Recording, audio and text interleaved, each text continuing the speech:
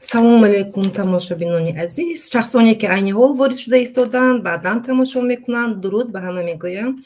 Умедворам ки ҳама сеҳату саломат ҳастем. имрӯза барномаи ман интихоб карда баҳри шумо ин низ боз аблава ҳаст. Аблава ва қонун. як фурсати муайян ман ҳамроҳи шумо мешавам ва кӯшиш мекунам баҳри шумо дар доираи қонун маълумотҳо пешниҳод намоям, чун ҳар вақта дар аввал маълумот оиди қонун пешниҳод менамоям. баъдан боз фикру назари мардумро мегирем, фикру назари меҳмононро мегирем ва хуб шурӯъ мекунем. Умедворам ки садои ман ба ҳамагон хуб омада истодааст. агар ки садои манро шунида истода бошед, хоҳишмандам ки ягон чи нависен ё ин ки гӯен. хуб омода истодааст дӯстон? сар кардем? хуб рафтем. Дар аввал ман мехоҳам ба шумо арз намоям, ба ин канали ман обуна шавед, пайгирӣ намоед, фаъол шавед, бознашр намоед ва ҳамаи тугмачаи лайкро ё ин ки дизлайкро ҷиқед ки ба ҳамагон дастрас шавад ва мардум маълумоти бештар пайдо намоянд. хуб рафтем. айни ҳол оиди қонун камтар ман маълумот медиҳам ва баъзе моддаҳоро баҳри шумо мегӯям. дар умум хизмати ба ватан чист? албатта хизмат ба ватан, модар ин қарзи ҳар як ҷавонмард мебошад дар Тоҷикистон. Лекин муаммоҳои бисёро мо солҳои охир дида истодаем, пайгирӣ карда истодаем, дида истодаем, дар интернетҳо пахш шуда истоданд. оиди ин масъала ман баъдтар баҳри шумо мегӯям. хуб, ӯҳдадориҳои ҳарбӣ ин Конститутсионии шаҳрвандии Ҷумҳурии Тоҷикистон оид ба ҳифзи ватан, ҳимояи манфиати давлат, таҳкими истиқлолият, амоният ва иқтидори мудофиӣ аст. ман ҳозир камтар намудашро мегӯям, намуди асосиро мегӯям хизмат ба ватан. намуди хизмати давлат дар қувваҳои мусаллаҳаи Ҷумҳурии Тоҷикистон, қошунҳо ва воҳиди дигари ҳарбӣ. хизмати ҳарбӣ ҳатмии муҳлатнок ба ҳамагон маълум аст. албатта шаҳрвандони азиз, ҷинси мард ки ба синни 18 сола расидааст, ҳатман бояд ба хизмати ватан даъват кунад ва рафта хизмат кунад.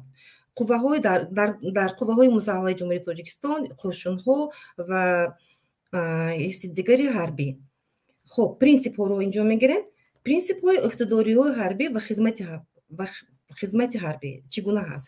якум, ин қонуният ҳаст, эҳтироми ҳуқуқи озодиҳои инсонӣ ба шаҳрвандон, садоқат ба ватан, ба халқи Тоҷикистон, садоқат ба президенти Ҷумҳурии Тоҷикистон, сарфармондиҳи олии қувваҳои мусаллаҳаи Ҷумҳурии Тоҷикистон, риояи интизоми ҳарбӣ, ҳифзи ҳуқуқҳои озодиҳои хизмати ҳарбӣ ва дахтнопазирии онҳо ҳангоми иҷрои ӯҳдадориҳои дар хизмат буда ва якасардорӣ, вобаста набудан ба фаъолиятҳои ҳизбҳои сиёсӣ, иттиҳоди ҷамъият ва дунё. ман инҷо баҳри шумо боз як моддаи 5-ро меберам. ӯҳдадориҳои ҳарбии шаҳрвандон. қайди ҳарбӣ яъне чӣ тавр мешавад? омодасозӣ ба хизмати ҳарбӣ, даъват ба хизмати ҳарбӣ, оиди хизмати ҳарбӣ, адои хизмати ҳарбӣ, бахшиш, дар ҳаёт будан, даъват ба ҷамъомадҳои ҳарбӣ ва махсус. дар моддаи 10 бошад инҷо гуфта шудааст, мақомотҳои иҷроии марказии ҳокимияти давлатӣ ва маҳаллӣ, дигар мақомотҳои давлатӣ, мақомотҳои худидоракунии шаҳрак, деҳот ва ғайра корхонаҳо бояд ташкилотҳо ташкил кунанд. яъне якум, даъватшудагон ба шаҳрвандоне ки дар эҳтиёт қарор доштанд ба ҳисоб гирифта дар муҳлати 1 ҳафта ба комиссарияти ҳарбӣ хабар диҳанд, на он ки аблава кунанд ва дузида баранд. шаҳрвандонро оиди ба даъват хабардор намоянд. албатта ки мақомотҳои ҳифзи иҷтимоӣ оиди маъюб будани шаҳрванд ба комиссарияти ҳарбӣ дар муҳлати 7 рӯз хабардор намоянд. дар моддаи 11 бошад қоидаи ҳарбӣ. ман барои чӣ қонунро гуфта гузаштам? зеро мардум хабардор шаванд. аксарият мардуми мо хабар надоранд ва пайгирӣ намекунанд, ба онҳо гуфти рӯзҳо неинтересно аст, таваҷҷӯҳ намекунанд. яъне онҳое ки ба қонуни мазкур ӯҳдадории ҳарбӣ озод шуда, касоне ки аз қонуни дар асоси қонуни мазкур аз ӯҳдадориҳои ҳарбӣ озод карда шуданд. کدام نفرون آزاد کرده می شود؟ نفرانی که جزای جنایتی دارند و محروم از آزادی هستند، عین حال در همون وقتی که دعوت میکنن به وطن ادای جزا نموده ایستادند. اونهایی که به سن نهایی، یعنی که در حیات هستند و به سن نهایی رسیدند. اکنون برمیگردیم به ماده اساسی، ماده 30. این یکی از ماده اساسی می باشد، اساسهای برای آزاد کردن شهروندان از دعوت به خدمت حربی. چه اساس شده میتواند؟ اونهایی که بنابر وضع سلامتی غیر قابل خدمت حربی دانسته شدند. یکم، اونهایی که خدمت حربی رو در حالت ذخیره دعوت سفربر ادا نمودند. اونهایی که خدمت حربی رو یا نمود دیگری خدمت حربی برابر کرده شده است در دعوت دیگر ادا میکنند یا ادا کرده ایستاده‌اند. نفرانی که جنایت صادر کردند و در محبس قرار دارند. این رو گفته گذاشتیم. اکنون من میخواهم در اینجا یک نوار نشون دهم. من یک دو نوار جمع کردم. من به طریق تلفن به شما نشون میدهم، زیرا که این نوار کس هست و ممکن نیست. روز 8 نوامبر دهها دانشجوی دانشکده آموزگاری تاجیکستان در شهر پنجکند را هنگام درس از درون صنفخانه‌های دانشکده داشتن مجبورن به کمیساریات حربی بردند. در این باره والدان دانشجویان به پایگاه خبری بامداد خبر داده از رفتار به گفته آنها غیر قانونی کارمندان مقامات شکایت کردند. به گفته شاهدان روز 8 نوامبر تقریبا ساعت 11 یک گروه کارمندان میلیسیا و چند بنای دانشکده آموزگاری پنجکند وارد شده دهها دانشجو را به ماشین‌های گزل و اسپرینتر بار کرده به کمیساریات بردند. برای هنگام درس به آگاهی غیر قانونی داشتن و زیاده از این بیش از 3-4 ساعت نگاه داشتن فرزندان ما که باید جوابگر باشد. همین دولت صاحب دارد، قانون عمل میکند، پروکورورها هستند. میپرسند پیوندان جوانان ابلاغ شده. آنها میگویند چند ساعت باز در پشت در بینکمال ششتند. کارمندان کمیساریات به ما گفتند که میسنجیم و آنهایی که قرض دارند به خدمت میفرستیم و دیگران را جواب میدیم. نقل کرد پدر یکی از دانشجویان ابلاغ شده. طبق قانون دانشجویان مکتب‌های عالی تا زمان ختم تحصیلشان از مسئولیت خدمت حربی آزاد کرده میشوند، ولی آنهایی را که پول تحصیل را نسپردند و یا به سبب از امتحان‌ها و سنجش‌ها قرضدار شدند از دانشگاه یا دانشکده خارج کرده شدند میتوانند به خدمت حربی برند. دعوت به صف قوه‌های مسلح تاجیکستان هر سال 2 مرتبه بهار در ماه‌های اپریل، مای و تیر ماه در ماه‌های اکتبر و نوامبر صورت میگیرد. روز 1 اکتبر در تاجیکستان رسما موسم تیرماهی دعوت به صف قوه‌های مسلح آغاز یافت. دعوت تیرماهی تا 30 نوامبر دوام میکند. وزارت مدافع تاجیکستان خبر داده بود که علاقه در ماه اکتبر نقشه دعوت به صف قوه‌های مسلح در سراسر جمهوری 70% اجرا شده است. اما گفته میشد که دعوت در ولایت ختلان و سوق نسبت به دیگر منطقه‌های تاجیکستان نسبتاً کمتر جریان دارد. ولایت سوق در ماه یکم دعوت تیرماهی نقشه دعوت را همگی 56% اجرا کرده بود. درباره چند فایز اجرا شدن این نقشه در پنجکند اطلاع دقیقی در دست نیست، ولی منابع بامداد میگویند این نقشه تا حال اجرا نشده است و به این دلیل ستاد محلی دعوت قریب هر روز تا پاس شب جلسه برپا میکند.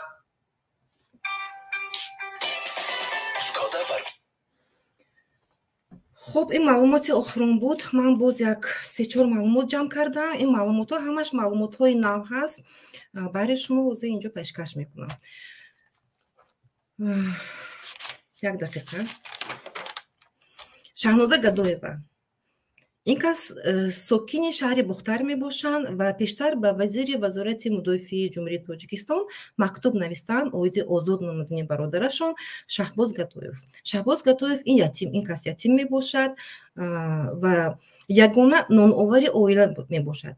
در پی ابلاغ دستگیر کرده می شود. لیکن وزارت مدافع رد می کند. با چه سبب رد می کند؟ یعنی که اون کس در تحت تأمینات دولت قرار دارد. این بود سبب رد کردن وزارت مدافع. دیگر مثال رو میارم برای شما. در محله هفتم شهر دوشنبه ҷавоне аз пайгирии аблава боз инчунин худро аз ошнонаи сеюм мепартояд ва пояш мешиканад. Ба ин ки сабабгор аст? Назари мардумро баъдтар ма мегирем. Як мисоли дигарро меорам. Аблаваи ҷавоне ки ин ҳам ҳамин рӯз хабари наву тоза ҳаст. Аблави ҷавони афғон дар Душанбе Муҳаммад Иқбол Асламро мақомот хост ба хизмати ҳарбӣ барад. вақте ки фаҳмиданд ки ҷавон шаҳрванди Афғонистон мебошад, аввалан ба комиссариат, баъдан ба шӯъбаи кофтукови ҷиноятӣ мебаранд. Инро мегӯяд падари Муҳаммад Иқбол. ин нафарон ҳамин оила омадааст ба Тоҷикистон аз соли 1998. ин буд маълумоти кӯтоҳ. оиди панҷикент мо фаҳмидем, инҷо маълумот пайдо кардем. озод чун ҳар вақта ман мехоҳам дар барномаҳои худ дар кошносон меҳмонро даъват намоям, то ки баҳри шумо назари худро баён намоям. ҳоло қабул менамоем. ҷамшед Ёров. Салом алейкум. Салом алейкум. Умедворам ки хуб ҳастен. Шукр, аман аст. салом алейкум. ин кас Ҷамшед Ёров ҳастанд, вакили дифоъ мебошанд, бародари Бузургмеҳ Ёров. Ҷамшед Ёров айни ҳол ҳафтаи Бузургмеҳ Ёров рафта истодааст. инро низ ба мардум мегӯем, то ки мардум пайгирӣ намоянд ва дастгирӣ намоянд ки зиндониёи сиёсӣ ва он зиндониёе ки бо ҷурмҳои бофтаю сохта маҳкам карда шуданд, озод карда шаванд. салом алейкум Фарҳодҷон. салом алейкум муаллима, хуб ҳастед иншоалло? ташаккур, зинда бошед. خب با بیننده های کانال یوتیوبی شما تشکر، زنده باشین. این کس دو نفر مهمانی دعوت کرده من امروز برنامه ما رو رنگین تر می نمانند و فکر و نظری خود رو هم از جهت حقوقی میگویند هم در همه جهت میفهمونند. فرهاد جان، اویدی موضوع شما خبر دارید و گفتنی های زیادی دارید. من چنین فکر دارم. البته در این موضوع هر کسی رو که دعوت نکنید، چون موضوع خودش موضوع داغ است و یک شرم است برای یک دولتداری 30 ساله. هر کسی نباشد گفتنی بسیار داره در این موضوع، میشد بسیار گپ زد، ولی از حسابی که وقتی متنگ است ما میخوایم که با چند نقطه های اساسی این موضوع ما نظر کنیم که چرا این عامل هیچ نکی در 30 سال استقلالیت ما از بین رود.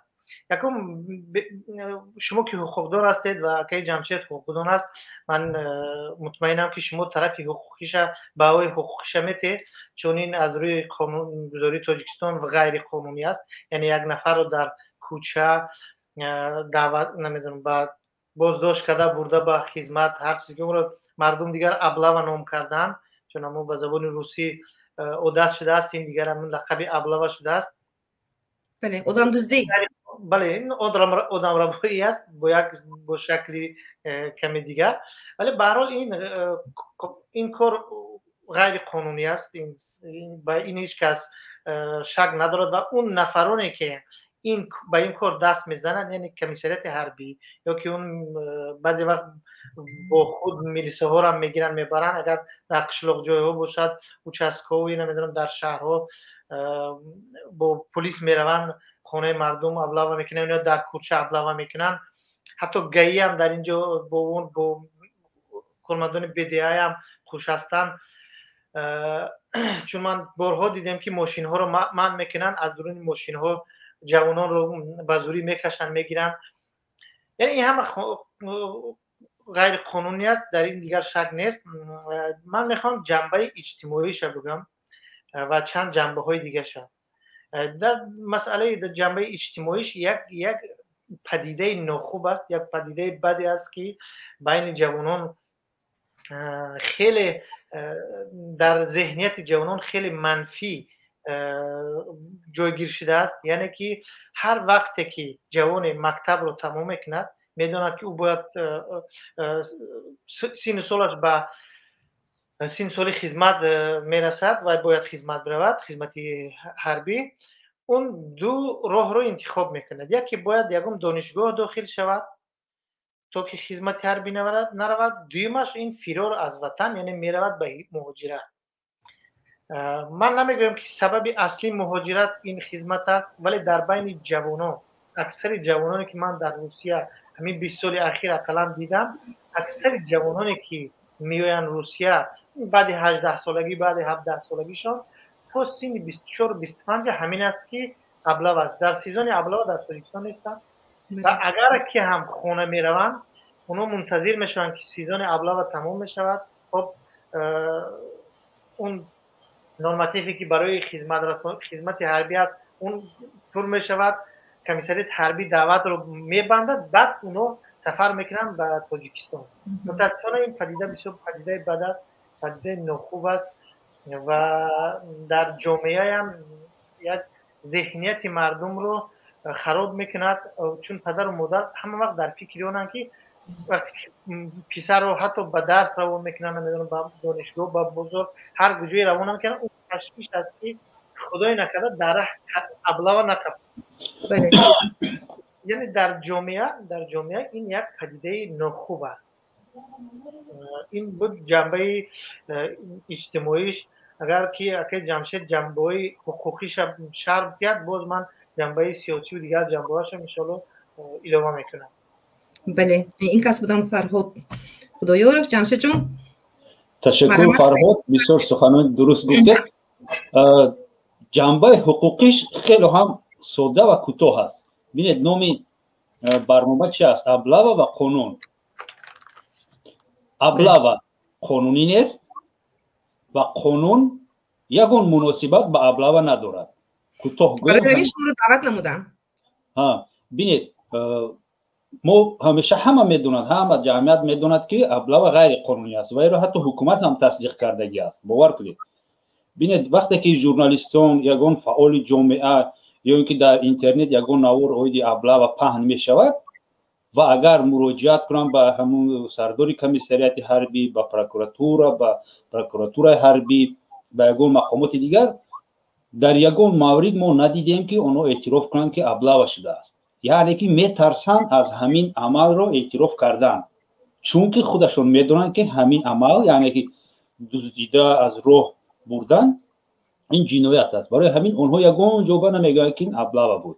اگر ابله و قانونی می بود اونها میگفتن که بله این ابله بود، مطابق قانون ما مردم رو مجبورانه میقپیم میبریم ابله میکنیم. در اصل این ابله یک کلمه من نمیدونم، به فکرم از اون دورهای جنگ بزرگ وطنی پیدا شده است. وقتی که پارتیزان‌ها در جنگل‌های بلاروسیا و اوکراین مسکن داشتن و بازه داشتن، بعد بسیار هم زیق میشدن از کردارهای آنها، بعد ابله میکردن. یعنی سر همون جنگل یک بار تازه کرده.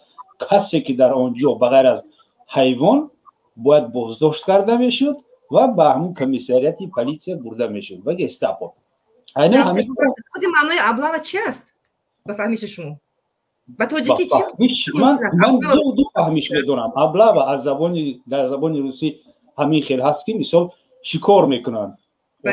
شکار میکنند وایرا، یگون جاندار را، گرگ را مثال، روباه را فلاژوک در چهار طرف میمونند، سگا رو سر میکنند. ابله و اون دوره فعالیت مقامات گستاپو، اون پلیسیای دوره اکوپاسیون گرمانی فاشیستی.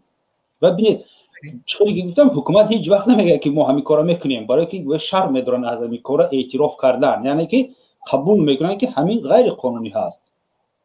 و از روی جهت بعد از جهت قانونی بعد این خیلی نباشد که آدم با دعوت حربی با خدمت حربی دعوت کنید ولی او را به یگان دعوتنامه از کوچه قپی. شاید همین آدم اگر دعوتنامه را گیرد رفتنی باشد، شما او رو همچون یک جنایتکار میقپید از کوچه، یکم او بروش را پس میکنید در نزد جامعه. کسی بیند میگه که یک عمل کرده است، جنایت کرده است و در نظر دیگران او یک شخصی میباشد که از خدمت حربی میگریزد، قرض وطن رو اجرا نمیکند. حالا که مطابق قانون اول باید دعوتنامه حربی فرستاده شود به او، به منزلش. اقلا یک شخصی با بلاغت رسیده از 18 بالا اگر خودش هم نباشد او رو قبول میکند، وظیفه دار میشود که دعوتنامه را به او میرساند. بعد وقتی که این شخص 2 مرتبه اقلا با سبب های ناعذرناک با کمیسریت حربی به وقتی گفته آنها حضور نکرد، موادهای این پرونده سرکشی کردن رو به پروکراتور میفرستاند. پروکراتور پرونده اویدی سرکشی کردن از خدمت حربی آغاز میکند و مقامات تفتیشاتی پروکوراتورا تعیینات یا فرمایش به کارمندان کوفتکوبی جنایتی میفرستاند که همین انسان بازداشت کرده شود. بعد کارمندان میلیسیا یا اینکه پلیسیا، نمیدونم کدام درست بگم، میلیسیا یا پلیسیا تاجیکستان این شخص رو دستگیر میکنند، همون نمودی که دستگیر میکنند در همون ویدیوهای تاجیکستان، با زوری، با کشیدن، کسی او رو پشتیبانی میکند، اون رو تله دادن، مجبور دست و پایش رو میپیچونند، بعد گرفته میبرند، ولی نه به کمیسریات حربی باید برند، بلکه به شعبه کارهای داخلی برند برای پرونده آغاز کردن.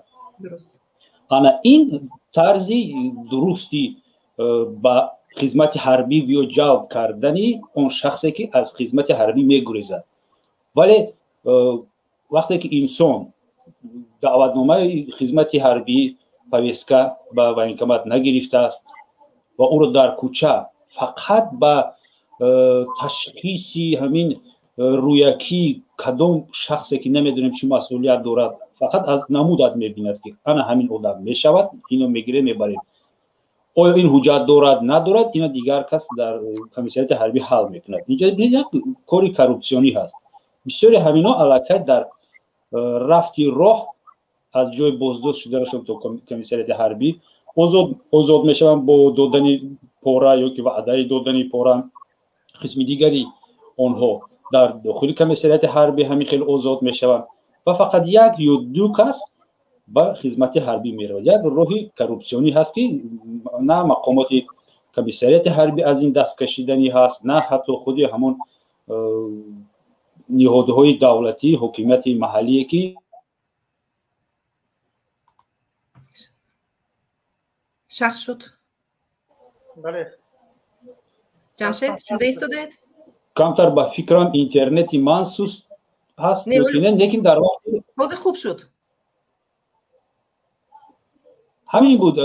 اساس گویم کوتاه گویم از لحاظ قانونی همین است که ابلاغ عموما یگان قانونیت ندارد و قانونی نیست و قانون هم یگان مناسبت به ابلاغ ندارد. این عمل جنایتی است. این رو حکومت، کارمندان حکومت 100% میدونند. خیلی که گفتم حتی اعتراف هم کردگی هستند. باید قید کرد که اعتراف اون معنی رو ندارد که پروکورور جنرالی یا که امام علی رحمان یا که یک کس خیزد بگه که ها ما میدونیم ابلاغ جنایت است و ما اون رو صادر میکنیم. این شرط نیست. بله علامت ریزا هست. وقتی که آنها یگان بار نمیگن که ما ابلاغ کردیم، یعنی معنی اون است که ما میهراسیم از همین گپ گفتن که ما ابلاغ میکنیم. بله این یعنی که ژورنالیست سوال داد است که همین عملی که شما میکنید مثلا چی نام دارد؟ آدم ربایی، غیر قانونی محدود کردن از آزادی، چی نام دارد همین در همون سیستم عملهای شما؟ حالا آنکه بینید کارمندی حکومت محلی در اینجا خوش است یا رئیسی حکومت نمیدونم جانشینش و یا اون کسی دیگر، کارمند میلیسیا خوش میشود، کارمند امنیت همراه میشود، با کیا همراه میشوند؟ فرهاد رئیسای جماعت ها و دهات ها همین کسی که بیکار است به فکرم در حکومت سحر میخیزن میگن که رفتیم پول کار کنی یگان کسی میقپیم 2 ماه وقت داریم. این رو ببینید که حتی نوبالغان هم همین رو مشاهده کردیم، حتی نوبالغان رو از کوچه بردن. پس از بله همون شکلت من گفتم که همون شکلت کمک با سعادت‌های حاضره تاجیکستان، یعنی که قدرت از 160 بالا باشد، خرابک باشه، یک روچکه و دفتر در دستت باشه، بردن در کار. بله این از نقطه نظر قانون به آدم ربایی به ماده 3 دخالت نمیکند؟ جمشید درست نمیگیرد؟ بسیارترش به محدود کردن آزادی داخل دارد، برای که آدم ربایی این علاقمند به اون است که کسی را غیر قانونی آزادیش را محدود میکنی و یگان چی از خش تبارش طلب میکنی. اگر این خیلی کمتر باز چقدرتر هم نگاه کنیم آدم ربایی هم میشود، برای که ببینید آنها طلب میکنند که به فکر من مثال عادی من میبرم آدم ربایی با قسم 2 دخالت میکند. یک مثال میبرم از حیات خودم، از مانند همین در وقتی که ما در سیزو بودیم، بعد یک جانشینی سردار سیزو بعد چند لحظه همه ما رو بیرون برآورد و پرسید با کدام موده خشتبار داری، خشتبار چی کار میکند. اول یک لحظه حیران شدیم، بعد فهمیدیم اینجا ما دخل نداشتیم برای وای. اینجا اساس هم بوده که خشتبار ما چی کار میکرده است. بعد هم کسی که به خشتبار بود، کسی که از نوحه دوردست بود دفع میشد یک طرف، کسی که مثلا قلوبی کردگی بود و یگان رئیس بود در یگان زواد و خشتبارش دیگه کامرا وایرا اول یک طرف دیگر موندن. بعد وقتی که نوبت من برسید جمشید دیورو گفتم شروع میشناختم امروهش گفت که این نمیشود، گفت اینا هم طرف کامباغالو رواد، اینا به فایده گفتن کامباغالو رواد برای که اوگوزا میشود. بعد نفهمیدم که چی از اینو کامرا میفروخت یا نه کامرا بهترین میفروخت. اگر که من این رو خوب میدونم 100% باوری دارم که در وی حکمت هم همین خیلی است. یعنی که این همین موقعی دخالت میکند جمشید. ببینید رنگ موهقه تو را میپرتن بگیرن بعد سرتیرافکا میکنن. تو در کجا کار میکنی، خشتابار در کجا کار میکند، زنگ زن من با تو تلفن زنگ زن مسئله را حتما سرچ حل کردن در کار، برای که همگی 2-3 ساعت وقت دارید. یک عملی کروپسیونی هست. هم یک جهت بینیم طلب کردن یگان اموال یگان کار حلقه آدم ربایی، ولی باز بیشتر هم با محدود کردن آزادی هم هست، برای که به یگان اساس قانونی این آدم دستگیر می شود. یگان کارمندی میلیسیا مشخص نمیدوند که من باید رفته آدینه فرهاد دستگیر کنم، اومده خیلی میگن که همین آدم عموما درباره فرهاد آدینه تصورات ندارن، همین میروند یک که ببینن در کوچه یک بچه یک ترگش فرهاد آدینه بوده، یک تاش محمد اقبال از افغانستان بوده است، فرقش چی بردن میگیریم بعد در همونجا سرتیرافکشون میکنیم، جو به جو میکنیم. جمشید به فکر من اینجا به نظر من گیریم اگر هر دو یوریست هستیم ماده 130 آدم ربایی دیده می شود در همون نفرانی که ابلاغ میکنن به مردم فهم شود. ماده 131 غیر قانونی محروم کردن از آزادی دیده می شود، درست؟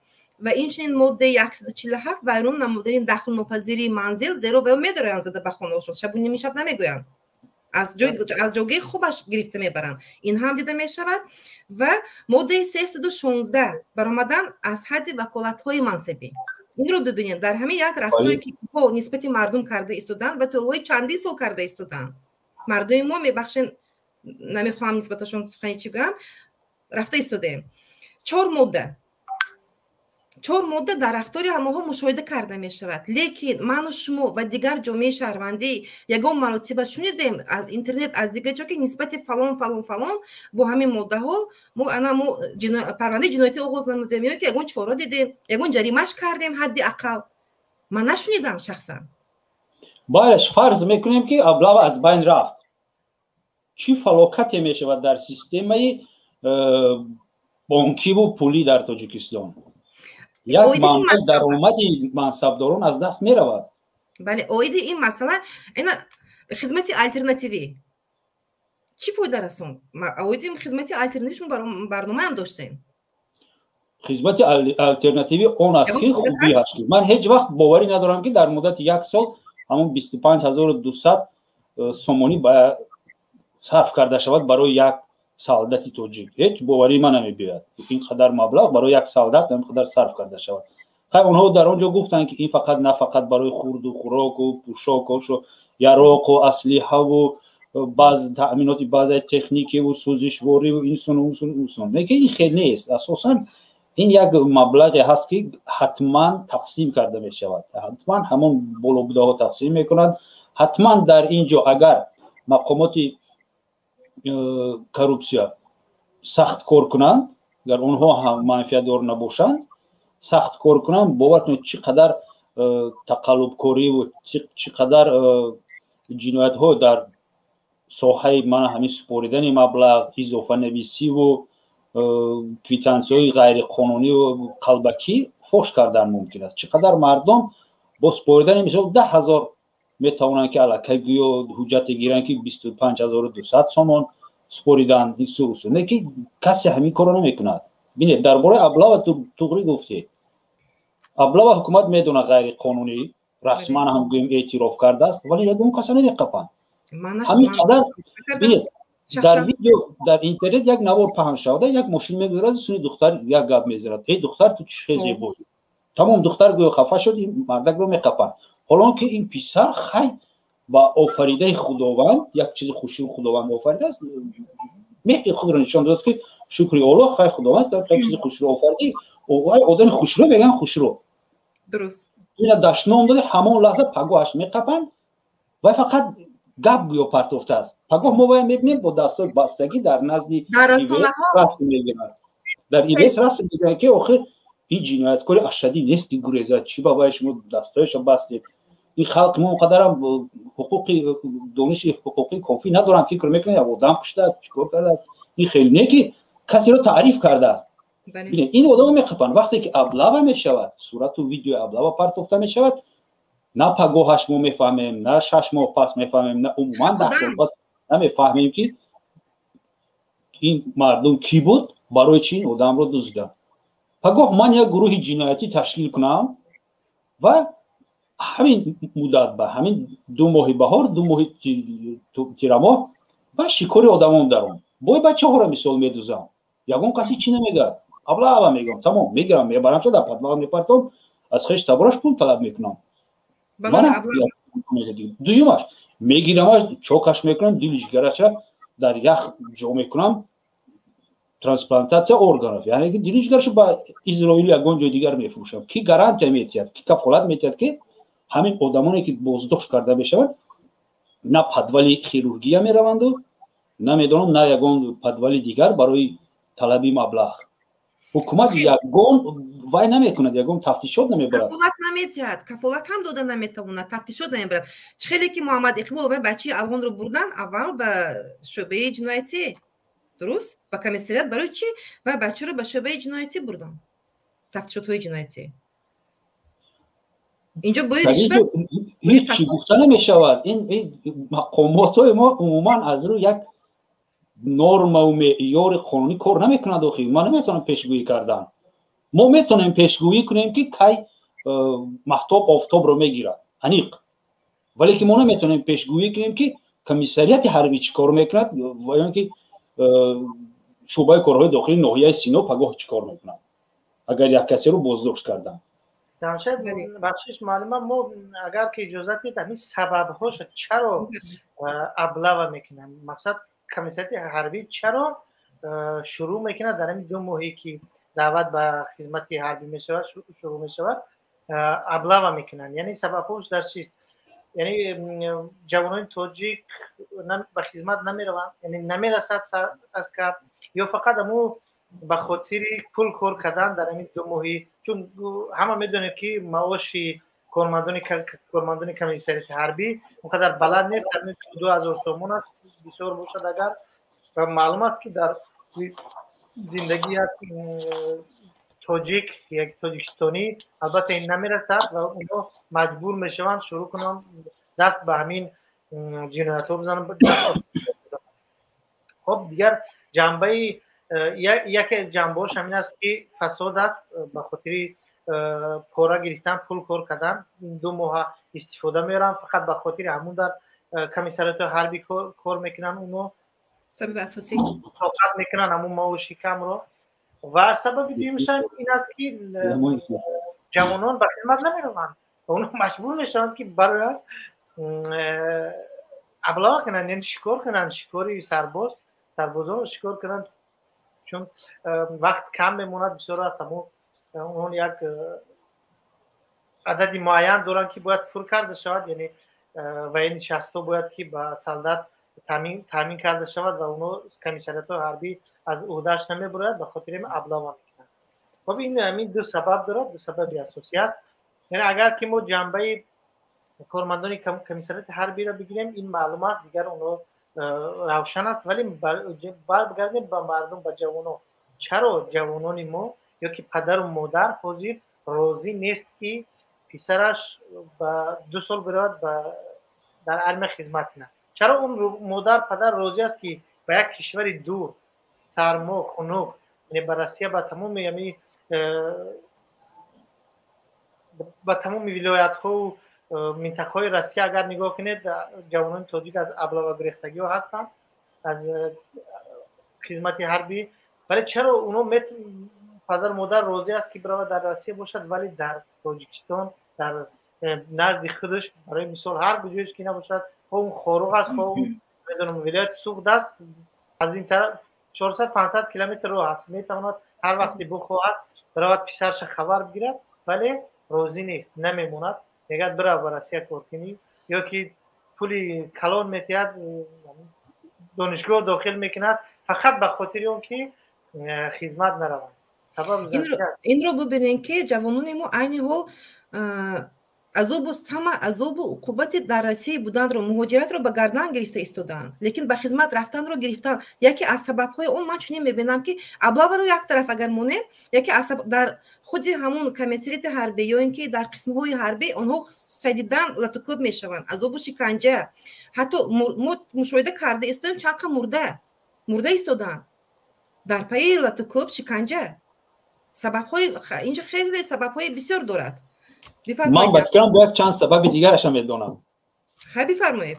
یکم سبب همین است که آدم فکر میکند که من همین 2 سالم بیهوده صرف میشوم. برای چی بیاده؟ خدمت به وطن جمشید این قرض نیست برای هر نه این گپ است. این گپ نمیدونم اگه کجا پیدا شده که من فکر میکنم ما اصلا همین شهروندای تاجیکستان یگان قرضدار نیستیم در نزد وطن. شما چی به پول ما رو تبابت کردید، شما ما رو به پول مکتب بردید، شما ما رو باغچه کودکانه بردید به پول، خورد و خوراک به پول بود. آیا اینکه تا 18 سالگی برای من مثال میگیرم برای همون فرزند کودکی که تو انکون 18 کی شد دعوت دارید به ارمه خدمت قرض وطن رو تی کدوم قرض چی وطن من نمیکنم نه چی این قرض نیست. این قرض گفتن نادرست است. ممکن یگان عهده‌داری باشد مجبوری. این خیلی توری‌تر است. عهده‌داری حمایت کردن کشور تمام همین. ولی که ببینید 2 سال بیهوده صرف میشود. آیا همین مردی که هم جوانی که میرود با این یکی از سبباش است بغیر از اونی که شما گفتید میرود یگان کسب حربی یاد میگیرد بغیر از اون автомат گرفتن و یا اینکه خونه یگان کماندیر پاک کردن و یاد میگیرد یا که یاد نمیگیرد یا اینکه مرغدوزی رفتن. ولی ببینید اساسا خدمت حربی برای چی میروند عموما؟ برای یاد گرفتن. برای اینکه اگر یگان خطر شد بعدتر همچون موبیلیزاسیون ریسورس گفته شما رو دعوت میکنن که او مرده که 30 ساله 35 ساله داده هست تو سالی 90 چند خدمت کرده بودی مثال تو نمیدونم کی بودی می نمیاد چی بودی خوزید حتما رو همون من فلان جا رو می نمیاد نیامو راست شد ایستو حمایت کن وطنم برای که کسی هجوم کرد. من نمیدونم که حاضره همین جوانای ما میرن یگان کسب یاد میگیرن که پگاه در وقت خطر همین با ارمیای ما ضرور باشه.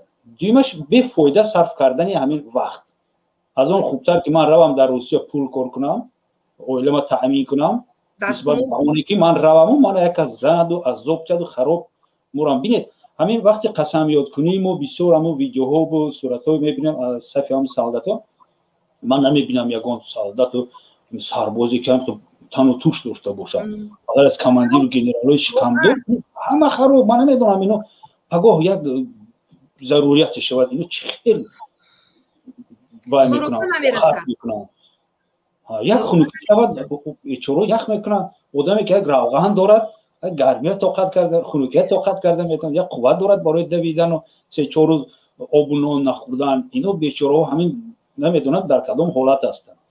حال اون که تفتیش کردن که اینا چی میخورند و شرط و شرایطشون چی خیلی هست با مانند همون ترمه تاجیکستان ممنون است ممکن نیست. شما همه دقت کردگید ببینید که در تاجیکستان اگر خواه یگان اداره یگان بینو رو صورت گیریم حتما اخرانه که یگان کس داده میگه که ممکن نیست این صورت گرفتن در مورد درآمدنش عموما من قبل بزنم نگیرید سوی دولتی او همین بینو رو همه میبیند بینوتون محکم نیست سوی دولتی باشد همون پیجی کمیسریت حربی را یک دیوالی 6 متره کنه داخل برای چی کشوده میشود مثال رو برای کارخانه ما در مشفقی 87 78 سال که بودم از 5 سال شد رو بروی دروازه ما بینوی ادوکاتوری ما کمیسریت حربی بود. ولی من با نوارها همین چند روز پیش من دیدم کدام کارگری میگه که ممکن است نوار نگیرد این رژیم ابیکت. میگه برای از اول علاقه یگان کفالت اون نیست که تو سوق و سلامت از اونجا میبیایی. کفالت نیست که تو اگر سوق و سلامت نیبیایی هم دولت ضرری به تو رسانیده شده رو جبران میکنه. دولت 3475 سوم به فکر میتید همین اگر با همون موری اگر در خدمت نمیتونن هم نه به طریق سودی عذاب میکشی برای 2 سال بخش تبارت میتونن با چند اینچه کارتوشکا و چیز میتونن. این من حجت دارم در دستم کار برده ایستادم وابسته بر همین حجت یک شکایت نوشتن در کار.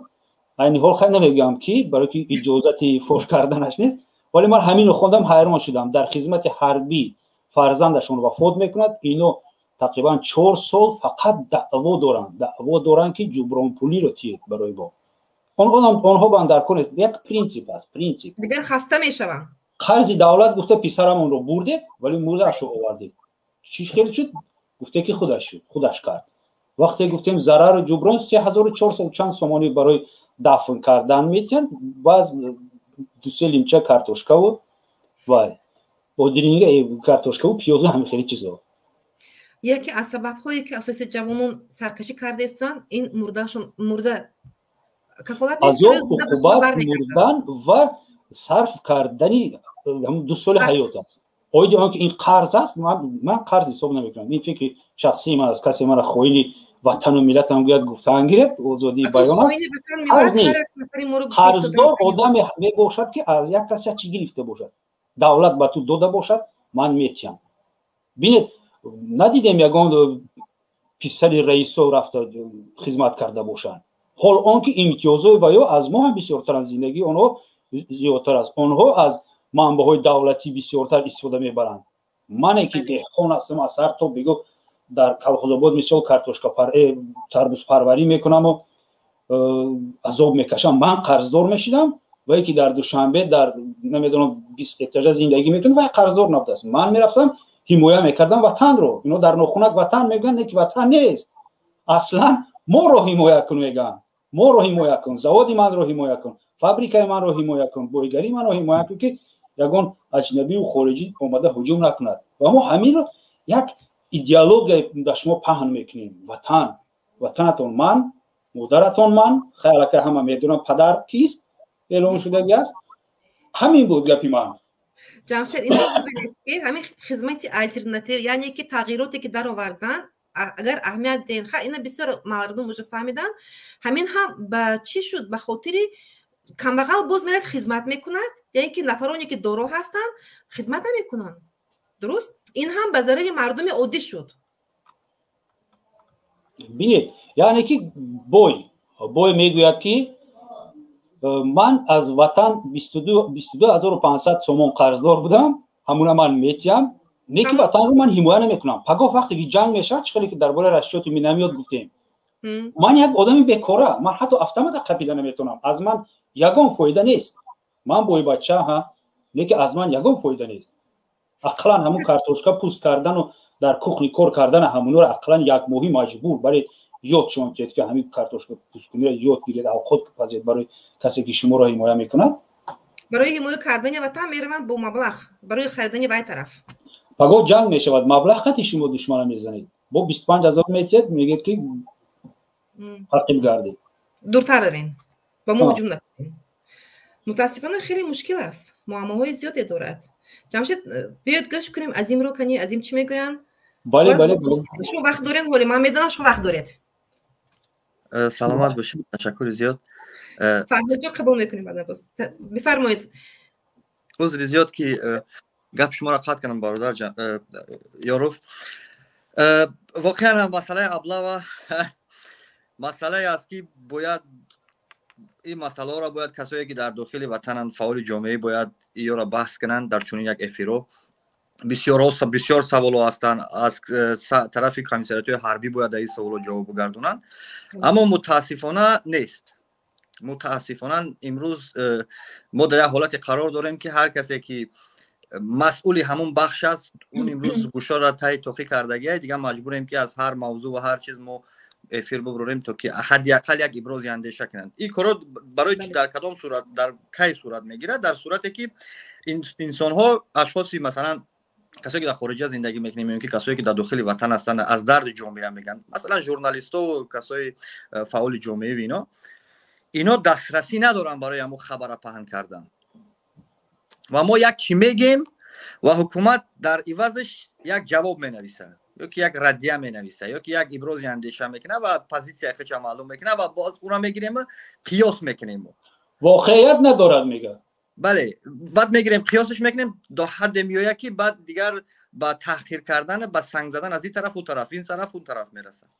مسئله ابله من فکر میکنم که همین قانونی را که برآوردن که 20 چند هزار سومان است پرداخت میکنی و تر از همون جوابگری و همون مسئولیت همون وظیفه را که در پیش وطن داری اثرت ساقط میشوه. من چنین فکر میکنم که 22,000 سومان وطن نرخ ماندن. بله 22,000 سومان 22,500 خطا نکنم 500 شمایت اون بروی 50 دلار 22,500 22,500 سوم. من فکر شخصی من است که اینا وطن قیمت گذاشتگن وقت نرخ ماندگن 22,000 سومان و قانون را که در هر دولتی را که تطبیق میشوه باید اول یک فونکسیا داشته باشه. فونکسیا اولش اینه که به نفع جامعه و مردم باشه. در شرایط کنونی که امروز ما مردم داریم بیا یک حالت عادی یک معلم بگیریم که اگر بخواه که فرزند چه از همین مسئولیت یعنی پول بتیه و همین مسئولیت بخره دولت که دیگه فرزندش به صف قواهای مسلح تاجیکستان نره و 2 سال عمرش نگذرونه. 22,000 سومان با اون معاشی را که یک معلم میگیره 1,500 سومان. یک بار شما جمع طرحش کنید که چند ساله ها لازمه که یک معلم یک کارمندی عادیه که در قشر معمولی جامعه زندگی میکنه چند سال باید اون نخره نپوشه نمیدونم یگان مصرف دیگر نداشته باشه تا اینکه از همون روزی زنگیریش سر کنه در جمع کنی را همین زنگیریش جمع کنه سر کنه کپیلکه کنه تا اینکه 22,000 سومانی جمع کنن. این قانون برای چی برآوردن؟ من فکر میکنم که بعد یعنی که در خصوص ابله و بسیار برنامه ها شدن در خصوص ابله و بعضی نوارها از داخل وطن در سامانه‌های اینترنتی و دنیای مجازی پهن شد. حکومت یک تصمیم گرفت که برای دیگر جواب نیست، جای دیبات نداره و کسی هم نیست که در این سوالات جواب پاسخ بگردونه. چون این یک اقدام پیشبری کرد که چرا فرزندای منصبداران نمیروند خدمت کنن؟ چرا مثلا فرزندی وزیر نمیره و چرا فرزندی گنرال نمیره و خدمت کنه؟ چرا آیا وطن برای همه که وطن باشه، پس چرا هر جایی که مشکلات است، هر جایی که کمبودی است، هر جایی که سردی است، هر جایی گرسنگی است، هر جایی را که مثلا مشقت است باید ملت به دوشش بگیره و هر جایی را که استراحت است خوبی است یک فایده است باید مثلا حکومت نظارتش کنه یا که استفادهش ببره.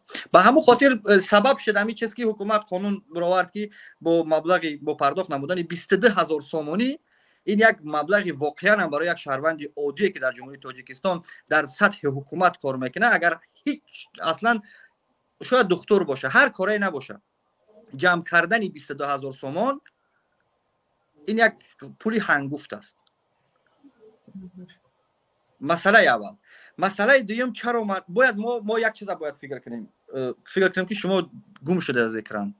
شما رو تماشا داریم پیگیری داریم. مسئله را دیگه میره که در متاسفانه در جمهوری تاجیکستان هر وقتی که از کمبودی گپ میزنی بجای آنکه اقرار حداقل این همی قسما اقرار بشون که واقعا همچنین یک کمبودی در وطن وجود داره، کمبودی در آزادی بیان باشه، کمبودی دینی باشه، کمبودی محدودیت های مثلا ژورنالیستیک و ساحه های حقوقی باشه، هر چیزی نباشه، بجای اون که یک حداقل یک قسمتی را اثبات یا کنن به کلا بگیرن که بله همین چیز در جمهوری وجود داره، شروع میکنن با طعنه زدن، با تحقیر کردن، با یک الفاظی دغل قطعی نسبت مثلا خائن گفتن یک گپ معمولی شده است امروز در تاجیکستان. چرا نمیگن که کمبود در چیز که یک انسانی وطن دوست، یک انسانی که در همون وطن تولد شده است، 18 سال زندگی کرده است و او وطن دوست میداره، واقعا هم وطنش میدونه اصلا مهم نیست که تاجیک است یا اینکه ازبک است، هر کسی نباشه، وطن او هست و مسئولیت است که برای باید 2 سال خدمت کنی تا اینکه همون قرض در پیش خیلی که برادر یارو وطنی قرض نیست، همون مسئولیت در پیش وطن، در پیش این مردمی که در وطن زندگی میکنن، همون مسئولیت ادا بکنی. چرا مردم نمیروند؟ سوال. بهترین سخن یک چیزی که ادم نبره. من خیلی شما را تشکر میکنم از این وقت. یکم آدمی که با فکر من همراه شد اوید آن که این مسئولیت، این قرض نیست. من دوام که مسئولیت قرض نیست، ما قرضدار نیستیم. آخه در وطن میگوید این خدمت کردن با وطن این قرض هست، باید جوانمرد خدمت کند، وطن رو حمایت کند، مادر رو حمایت کند. همه شعارهایی که در تاجیکستان هست اپای معظمه همه شعارهایی که در تاجیکستان هست در همه ساحه ها، چی در ساحه کینو و تلویزیون و نمیدونم کوچه ها، همه جا این ترجمه شعارهای دوره اتحاد شوروی است. اینا ما چون دستمون پیرواد چخلی که قانونو است که مثال عادی وقتی که من با فعالیت کاری شروع کردم یوریست، باور میکنم من کتاب میگرفتم قانون تاجیکی میخوندم، بسیار وقت نمیفهمیدم که چی مینویسم، یک جمله، یک ابزاس، یک جمله، اگر این که باشد با شرطی که اگر اون که تو آخر جمله میایی نمیدونی که اولش درباره چی بود. بعد وقتی که همین قانون رو از روسیه گرفتم میخوندی معلوم میشد که چی گپ است. بسیار 99% قانون های ما که همون شعارها این ترجمه روسیه هست. ما خود هم میتونیم گوییم که ما وای هستیم، وصل ایمپریا روسیه هستیم. پیش هم سال 800 چند نمیدونم 1880 چند ایمپریا نیکلای یک روس آسیای میانه را ضبط کرد و گفتن همراه شوی. بعد و اتفاق شوروی اومد گرفت، مجبور جمهوری خلقی بخارا را مجبور کشیده گرفت. بعد و اتحاد شوروی، باز روسیه، همون چیزی که هست در همین شکل دولتداری ما هم شکل دولتداری همون روسیه است. همون شعارها همه چیز هست. ما مانند قرضی، وطن و نغزش موری. چی باید کرد؟ جمشید این ما 4 نفر در اینجا قرار داریم عین ها. چی باید کرد که ابلاغ رو از مشکلی ما درباره ابلاغ رفته ایستاده است، درست؟ چی باید کرد ابلاغ رو از بین بریم؟ از این مکو معلومه من همین کوتاه دمی سوال جواب محمد یک نفر که در پایین هستن انتظار شوین لطفا. برای این ببینید یگام قانون نو ساختن نمیدونم یا که قانون نو قبول کردن یا یگام ولیسپیت از نو ساختن سمی فقط رئیس جمهور یک فرمان میتید و اون فرمان هم باید فرمان جدی باشه، نه اینکه مثل همین سال گذشته این سال هم هر سال قریب در برآمداش رئیس جمهور برآمد میکنه که به این عملتون خاتمه بخشید، با هم میبینی هفته پسش با ابلاغ کردن. بله. یه هفته میبینی در تلویزیون رئیس جمهور برآمد میکنه و هفته دیگر میبینی که ابلاغ شروع شد. همین یک اقلا 4-5 نفر از کمیسریت حربی برای این کار بازداشت میکنن، میبرن محکم میکنن و در تلویزیون نشون میدن، میگن هر کارمندی کمیسریت حربی که خب به می عملی غیر قانونی دست میزنن بازداشت و جزا داده میشه، با یک امید فرمان رئیس جمهور از بین میرود. ولی یگان نفرو ندیدین تو خود به جوابگیری جنایتی کشته باشه.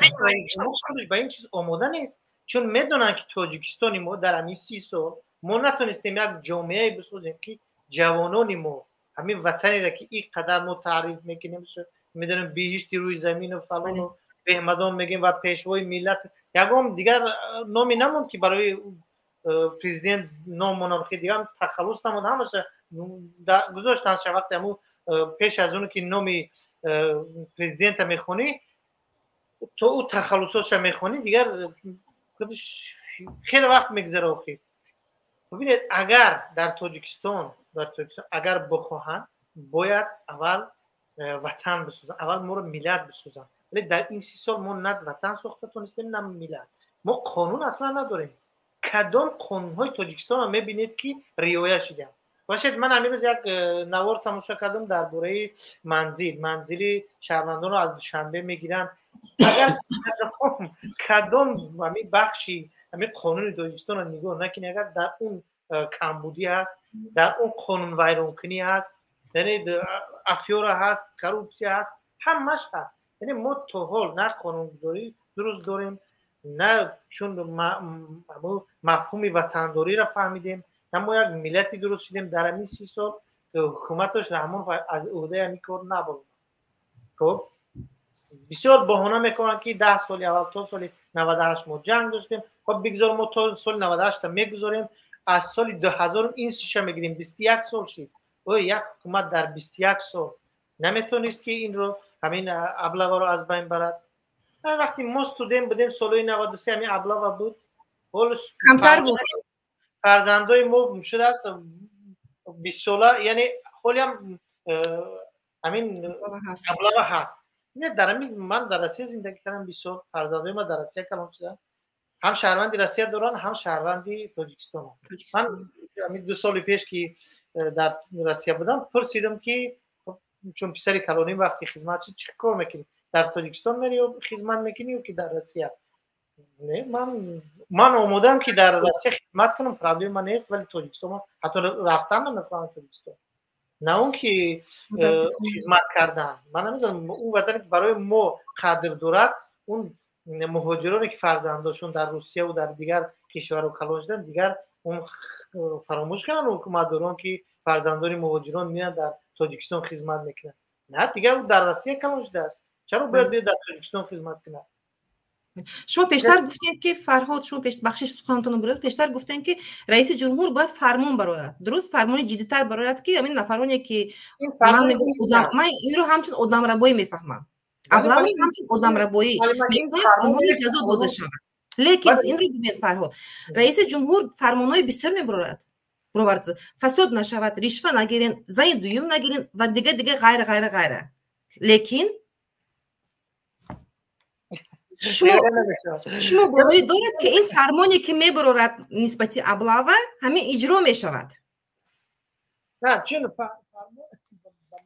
فرمانی او یعنی که روی کاغذ نه، این اوست نمیگم، همین اگر که رئیس جمهور بخواهد، ولی فقط باید رئیس جمهور در اون وقت این فرمان میده که اون باوری داشته باشد که بعد این فرمانی دادهش مسئولان این اجرا کنن، همون نرم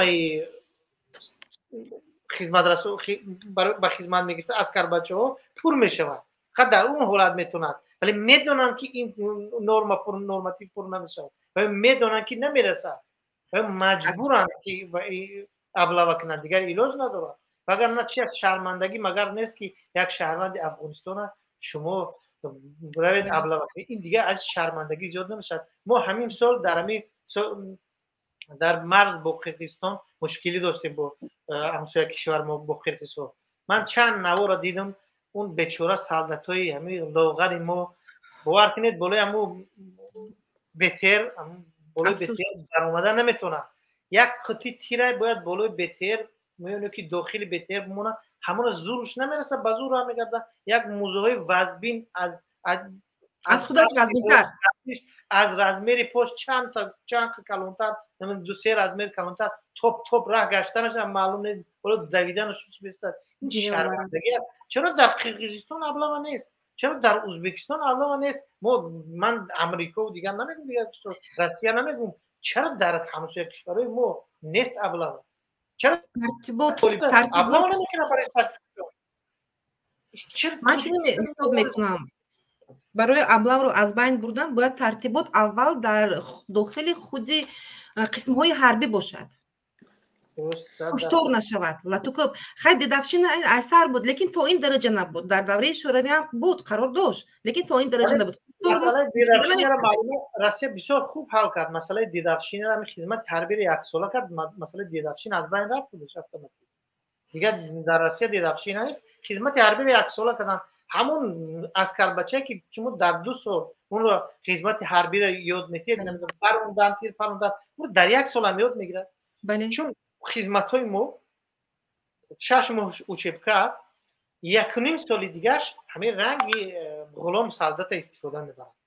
اویش در کارهای خوجگی دهقانیش، اونش در کدام زوادش، حتی در همون خلواری فقرانی چین زونایی هم که هستن در همون جمع همون سعادت رنگ یک غلام. اون سعادت خوراک درست ندارد، لباسی درست ندارد. البته که دیگه پدر و مادر باوری نمیکنه، البته که جوان دیگر راضی نمیشه برای خدمت رفتن. باید جنبه ها حل کرده شود. ولی البته برای حل کردن این جنبه ها من و شما صدا بلند کنیم، رنگمون نفرا باید نشینیم، خاموش نشینیم، از دیگر مسئله هم مسئله سخت باید بگیریم، مردم باید بدارن گوش کنن.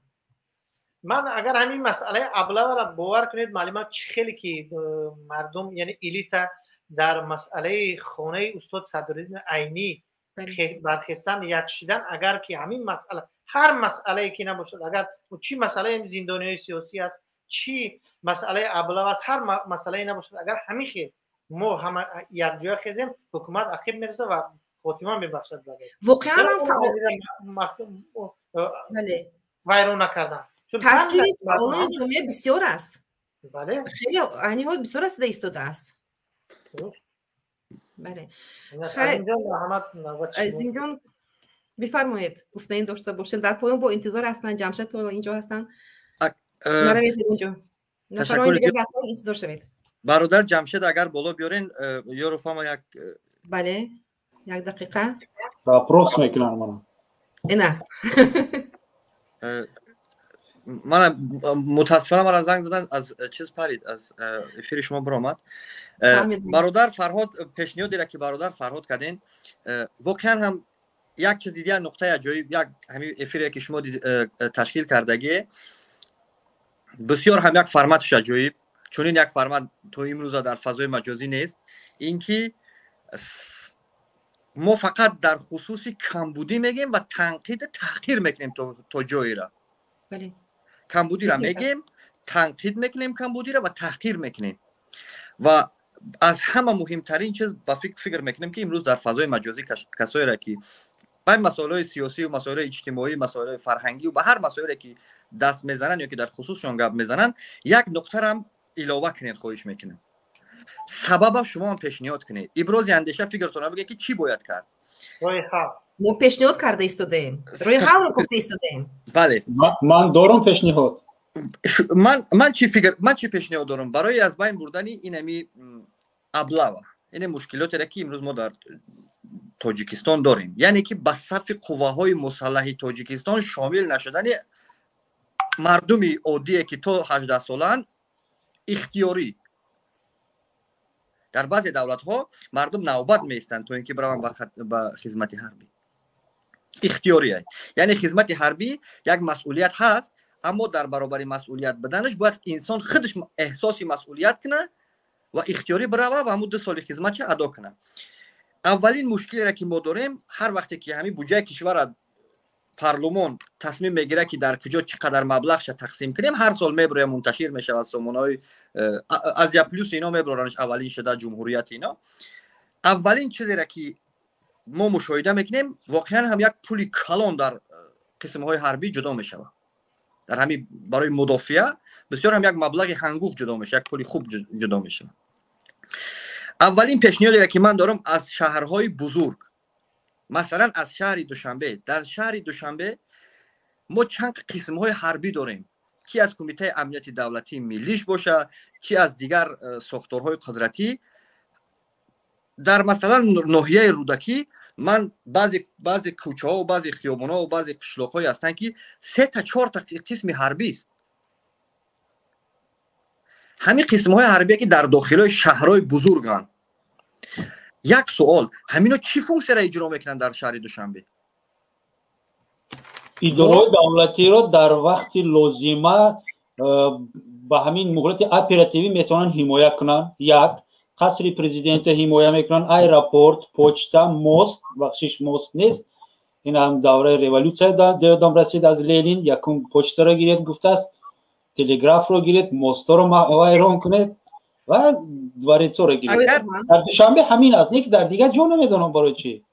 اگر اینکه بیای جواب همین باشه که جوابی چه خیلی یورو گفتن، جواب همین باشه که برای ابیکت‌های دولتی را محافظت کردن در صورت یگان حادثه شدنش در داخل وطن، اپراتیوی حمایت کردن باشه. آیا شرطنامه‌ای را که بین 201 دیویزیای بازی حربی روسیه بستند، آیا یکی از پونکت‌های اساسی را که اجرا میکنه بازی 201 روسیه این نیست که در صورت یگان نزاع برخاستن در جمهوری تاجیکستان ابیکت‌هایی را که مثلا اهمیت استراتژی دارن، خیلی که دوست می‌دارن گفتن همون اهمیت استراتژی داشتگی را باید بیا محافظت کنن 201 دیویزیا. مبلغی برای چی شرایط مردم، اول اینکه برای چی مردم به صف قواهای مسلح اختیاری نمیروند، سبب اولش همین است که شرایط همون 2 سال از سر گذراندن و با بدن سالم از اونجا برآمدن امکانیت نداره. اینا همه میدونن، به همون خاطر مردم ترس جان دارن، به همون خاطر نمیرن. اگر مثلا روسیه بروه 50 در 50 شاید جای کار خوب بیه و شاید داره، اما اینکه به صف قواهای مسلح جمهوری تاجیکستان شامل شوه در این 2 سال حتی 90 بر 10 هم نیست که انسان 10% هم یگان باوری داشته باشه که جان به سلامت میبره در 2 سال. اولین نبودن شرایط لازمه سببش در این است که شاید مبلغ گذاری نمیرسه برای همین قسم‌های حربی.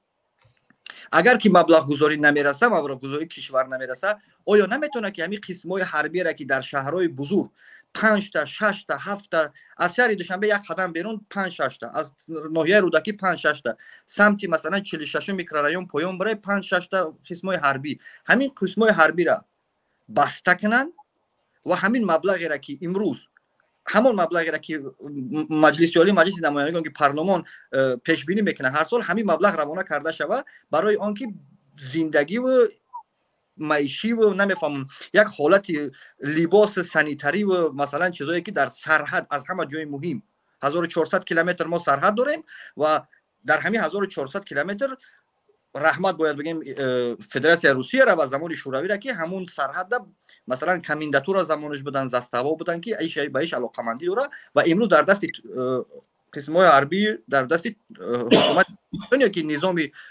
تاجیکستان. آیا نمیشه که همین چیزا را ما کم بکنیم و همین مبلغ روانه کنیم برای اینکه سرحد کسایی که در سرحد خدمت حربی میکنن در یک شرایط خوبتر و بهتر زندگی کنن؟ یک کمبودی را از بین میبره. اول. دوم، آیا قانون درباره اینکه انسان ها موظفن که برن خدمت وطن مادر کنن؟ اگر در اون آمده باشه که من موظف نیستم، من یعنی قرضی من این نیست که برم من در باغ یعنی که مثلا 2 سال خدمت من برم در خانه کدام رئیس کدام دهقان، نخود که یک انسانی سربازی را که سرباز این انسانیه که از همه قیمت زیادتر داشته با در بین مردم همو است. مردم محافظت میکنه با جانش، شب خواب نمیروه، روز خواب نمیروه، نخواد که همو انسان یک انسانی دیگه بیایه، یک صاحب کار، یک دهقان، یک کسی دیگه بیایه اونقدر به ارزش باشه از گوشش بگیره ببره سربازه 2 سال در زمین کار بفرمونه. واقعا هم درست گفتید. یا اینکه سرباز یک انسانی پر افتخار برای پخته بچینه، یا اینکه سرباز یک انسانی پر افتخار برود در ساختمانی نمیفهمم اوخای بریگاد ساختمانی قسم‌های حربی هستند، نخود یک انسانی که از مثلا سرحدبان در سرحد خدمت حربی میکنه 2 سال خدمتش میره در کیم کدام انسان در ساختمان وقتش میگذره. این تبلیغاتی است که اونا با خودش میاره و در دههشون نقل میکنه که 2 سال خدمت من چگونه گذشت، با او میره در یک نفر دیگر را نقل میکنه و همین چیز مردم هم میترسونن که به قسمای اختیاری نمیروند با صف قواهای مسلح شامل شوند. برای خدمت منصبداران نمیخوان رفتن. واقعا هم به خاطر چی؟ به خاطر که قدر قیمت منزلت یک انسانی سرباز برابر نال است. یکم سببش. دوم سببش وقتی که در قسمهای حربی از طرف اشخاصی را که رتبه یک کمک بالاتر دارن ظلم صورت میگیره، لط و کوب میشوند و این چیز رسانوی میشود، تمام افراد مسئول نه یگان ابراز اندیشه میکنن، سود میبینه این مسئله را ما دیده ایستاده ایم. بعد 10 سالم، بعد 15 سالم، این چند ماه پیش او سربازی را که لط و کوب کردگی بودن یک جایه بود از دنیا گذشت. یک سربازی را که ما و شما را به خاطر اینی که خانه ما اوت در امن باشه، به خاطر که زن فرزندی من در امن باشه، به خاطر اینه که فرزند تو که از کوچه برآمد در فکر اون نباشه که یک طالب نه تای کش کنه ببرش، یک افغانستانی نه تای کش کنه ببرش، به خاطر او رفته است، جانش از دست داده است، زیر لط و کوب قرار گرفته است. اینمی چند ماه پیش از دنیا رفت، مرد. بگین کشتن. جامعه شهروندی اصلا دهن شوا نکرد. جامعه شهروندی نداره. جامعه شهروندی ها بر ضد حکومت نبروین، بر ضد دولت نگین، شما خائن ملت نکنین خطونه. اما ما جامعه است که به طور رای پرسی عمومی خلقی گرچنده که اگر قبولش هم نداشته باشیم، ما یکی از نماینده‌های جامعه شهروندی می باشیم، خائن نیستیم. حقوق آیا این که حقوق نداریم به این که بگیم که آیا واقعا هم باید تفتیش بشه و واقعا هم برای مردم باید پیشنهاد بشه و واقعا هم مردم باید بشناسن کسایی را که چون این سرباز فرزند ملت هم میبرن زیر لط کوب قرار بتن میکشن. امروز اینا دهنای هم خاموشن. سه سبب. اول سبب نیکی اگر اینکه از حکومت چی میخواهیم، قسم های حربی را که یک مبلغی بفایده و در یک جایهای استراتژیک قرار ندارن، از آن جمله مرز، اینا را از این داخلای شهر ببرین. اگر که نمیبرین این معنی را داره که شما به ملت، شما به نمی مردم ملت باوری ندارین. در داخل شهر دوشنبه یگانه حالتی را که میتونه صورت بگیره این که همین مردم شاید قیام کنن در یک روز نه یک روز. یعنی به همین مردم شما اطمینان ندارین که 10 تا 15 تا قسم حربی را در شهر دوشنبه جای کردگی. از شما خواهش اول بخواین اگر اطمینان به ملتتون بکنین و این همین قسم‌های حربی را که یک مبلغی بفایده را مصرف میکنن، اونا را این همین قسم‌های حربی داخل شهر هم یک نقطه دیگه را بگم برای چی ان؟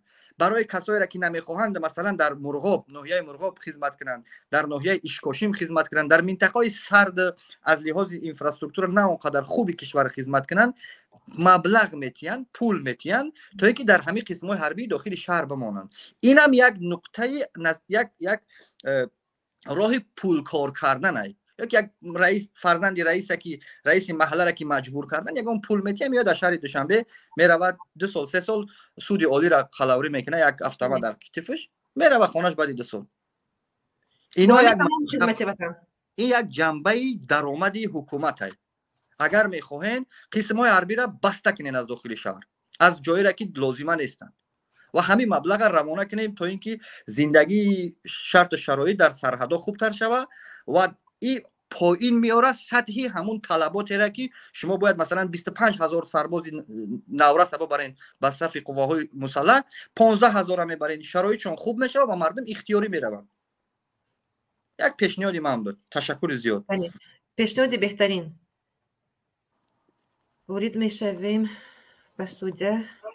پیشنهاد نظر شما چی است؟ چی میگوین به پیشنهاد عظیم جان؟ خیلی خوب است، فکر خوب و من باز یک علاوه دیگه هم دارم، چون تجربه روسیه ما که همه قانون ها مشکلی که جمشید گفت قانون ها و همه چیز را از روسیه کپی میکنیم، چرا باید جنبه های خوبترش هم نگیریم؟ برای مثال غیر از اونه که در روسیه حوزه خدمت حربی 1 ساله شده است، باز ببینید باز چند برای نفرانی که خدمت کردن چند پریویلگیا دارن. دستاورد تو بله درست انجام شد. پریویلگی دستاورد میشود به توجی که امتیاز بله چند امتیازها دارن. چرا؟ ببین اگر شما خدمت نکرده باشه در ارگان کار کردن نمیتونه، یعنی میلیسیا این چیزا حتی در کارهای عادی شما در روسیه خب غیر از اونه که افسر دارد با پراپورچیک دارد، سرجانت هم که راه رو نظارت میکنن، پی پی اس نمیگه شما. خب در اون جبهه هم کار کردن نمیتونید، در ام چی اس کار کردن نمیتونید، در خب پژارنی بریگاد کار نمیگیرن.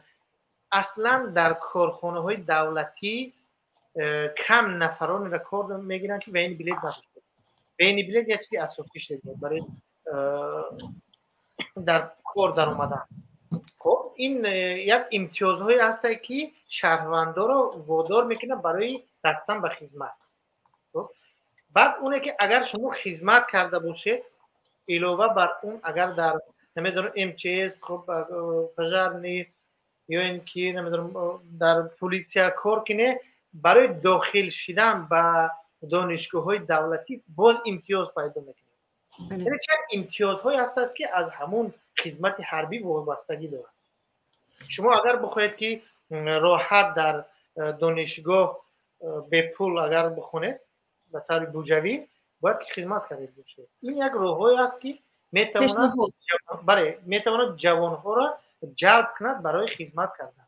دیگر ابلاغ هم لازم میشود چون میرم خدمت میکنم به خاطر که در اونیورسیته در به امتحان قبول کرده شود، یعنی که به امتحان میگیرم فقط در بودجت میخوام پولاتی نمیخوام بودجت میخوام چون به امتحان اصلا دیگر نمیشد همه را فقط به خاطر خدمت کرده سواد دارن. به امتحان که قبول کردن یعنی که کسی دانش دارن اگر رشوه برداشته شود از همون دانشگاه هم با دانش خود دوام میدهد. درست؟ ایناش هم هست. مسئله امتیاز گفتید من شونده بودم چون این امتیازها در دهات شونده بودم در شهر توس قباطیان نفران را میبردن به خدمت حربی وعده میکردن که با اونها زمین میدهند باز یک چیز دیگر، لیکن چون این حادثه هم شده بود که خدمت کردن بیان یگان زمین یگان چی نیست، امتیاز فقط در دهان بود در لفظ امتیاز فقط از طرف شهر توس از طرف اسفره و از دیگر جاها هم شنیده بودیم چون این حالت ها هم شدگی بود. خب جمشید شما چی میگوید؟ چی پیشنهاد دارید؟ یک دقیقه فکر دارید؟ فرهاد یک دقیقه یکم گپ زنید. نه مسئله گپ زدن باشه نمیکنیم. باز من میگم اینجا ابونه شویم به کانال پیگیری نمایید. نگوین که اینها خائن هستن به کانال من. دیروز همین برنامه رو در پرنده‌های موجیر واقعا ممکن شما تماشا کرده باشین مشاهده کردن به فکرم دیدین. در حقیقت بسیار نفران برآمدن از طرف چه گفتم من میخوام کمتر خوبتر کرده گورم یخکیتر کک اتسکازت نفرانی برآمدن که بسیار تنقیر کردن سایما رو برنده رو، یعنی که تو سطر میکنی تو باید در خانه بشینی سطر میکنی باید در خانه بشینی حرف نزنی عموما یگان کار نکنی فقط تولد کنی تمام. خب میبرم میگم که انا من سطر نمیکنم چهره آشکار هستم کشاده هستم میگه که تو سطر نمیکنی تو باید من حرف نزنی در خانه بشینی. یعنی من منظوری من در اون است که اون زنها امروز برآمدن و منبر برآمدن رنگ من رنگ دیگه زنها برآمدن فعالان جامعه هست بسیار هستن امروز دعوا دارن امروز دعوا کرده ایستاده درد جامعه رو برداشته ایستاده لیکن در دیگر طرف از دیگر طرف میگه اینها خائن هستن عموما وارد نشوین حتی در آمده تماشا کردن به یورک نمیکنن باور کنید نه حالا اینکه در آمده چی کردن پادپیسات کردن یا اینکه لایک موندن من چند نفر رو دعوت کردم مسئله کارشناس رو پیدا کردن خیلی فراجان شما میدونید من بسیار مشکلی میکشم برای برنامه کمتر بعضا دیتر میشود رگولار نمیشود تیار شدم داخل در آمدم از داخل وطن دعوت میکنم نه عموما حرف زدن من گفتم که معلومه پیشترم خواهد کردم ما حالا نه یک جامعه سالم نساختیم خب در این 30 سال استقلالیت نه مفهوم دولتداری را فهمیدیم نه مفهوم وطنداری را فهمیدیم نه ملت شدیم یعنی ما یک دولتی خب نمیشده بله نیم خام یعنی نیم تیاریم چیزی که هیچ نمیفهمم چرا یک کس برای ابراز نظرش نمیدونم یک کس برای سایمه ژورنالیست که اون کسبش است باید برآمد کند و یک نفری که میبرد بخشش در تحقیرها میکنن در یوس من گوش کردم چی کلمه های بعد خب ببخشید شما یک بار به خودتون نظر کنید همین واخری دیروزه همو نماینده اروپا وقتی رفتن دوشنبه شما میبرید دخترای تاجیک به نمایش میگذارن این دیوسی نبوده است یک خواهر ما یک اپه ما برآمد اگر ابراز نظر کرد یا برنامه ساخت برای او برای شما اینا دیوس بگم اگر این از روی عدالت نه البته اگر ما میخوایم در حقیقت جامعه سالم داشته باشیم یک جامعه در حقیقت برای آینده ملت ما برای آینده وطنمون یک کار کرده بتونن باید برای نه فقط برای مرد برای زنها هم باید آزادی بدیم. چرا اینقدر دعوت میکنن زنها رو؟ ولی نمیدونم مجبوری کردگن در کارخانه ها. نمیدونم این فرمان روی کاغذ هست یا نه، ولی میدونم که فرمانی لفظی هست، یعنی اصل پریکاز دادگن که در همه کارخانه مخصوصا در بانک ها باید 30% کارگران زن باشه. یعنی که چی از این طرف دعوت میکنه که زنها چه کاملا ممکن است بیان کار کنن، از طرف دیگه میبرن. ما میدونیم که شما همونی که برآمد میکنن، همون که تحقیر میکنن، اکثرش اگر که کارمندای امنیت تمکین باشن، درست است که طرفداران حکومت هم خب همون مفتی محمد اقبال چاپلوس و دیگران، ولی به هر حال اگر ما بخوایم جامعه سالم ساختن این چیزا باید از بین بره. بعد این آزادی ها به مردم بدیم که گپ زنن، کمبودی جامعه رو بگن. همه اگر خواهیم باشد هر کسی که دوستی بدبینی نسبت زنها باشد، من نمیفهمم بعضی نفر اون رو برنامه حقوقی است، بسیارتر حقوقی، لیکن در همینجا برآمد کردن هم اینو رو نمیفهمی. اینو دنیوی هستن یا که فناتیک هستن؟ اگر شما چهره اسلامی داشته باشید چون دنیوی میگیرن، اگر شما چهره دنیوی داشته باشید اسلامی میشون. اینا میاد خب دیگر معلوم است که اینا کامیلون هستن. ولی درست برای همین فکر نکنید، باور کنید با همه کس با همه شخص شما معقول شده نمیتونه. بهترش که فکر یگان کس دقت نکنید، هر کس گفتن میگیرد. برای خودتان روید، چیزی که شما در معقول است همون پوشید، چیزی که در کدام لباس خودتان آزاد حس میکنید همون چیزا پوشید. چیزی که شما در معقول است همون گپ زنید. چی فکر دارید همون گپ زنید. کجایی که دلتون میکشد همون سروید، نه اینکه شما را بگن که انا جربه. اون چیزی که شما دادنی هستین تین، نه اینکه بگن که شما قرضدار هستید بیای من دادین.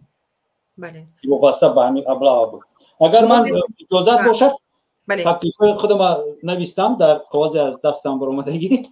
پیشنهاد که در پایان هستن سیروج کلوب انتظار میشین بعدا من همین میخونم میبرم کار دارم. نه شما به حضور خونین، به حضور گپ در باره از بین بردن ابلاغ چیکار کردن در کار. من میدونم که از بین بردن ابلاغ در جمهوری تاجیکستان که پورا فساد زده است خیلی کار مشکل است. نه که این کار میتواند خودی اول خود همون خشتباران شخصانی که با ابلاغ غلطیدند و در نتیجه ابلاغ گرفته غیر قانونی گرفته با خدمت حربی دعوت شدند، گرفته برده شدند، برای که از روی قانون باید با دعوت نامه می اومدن. بله.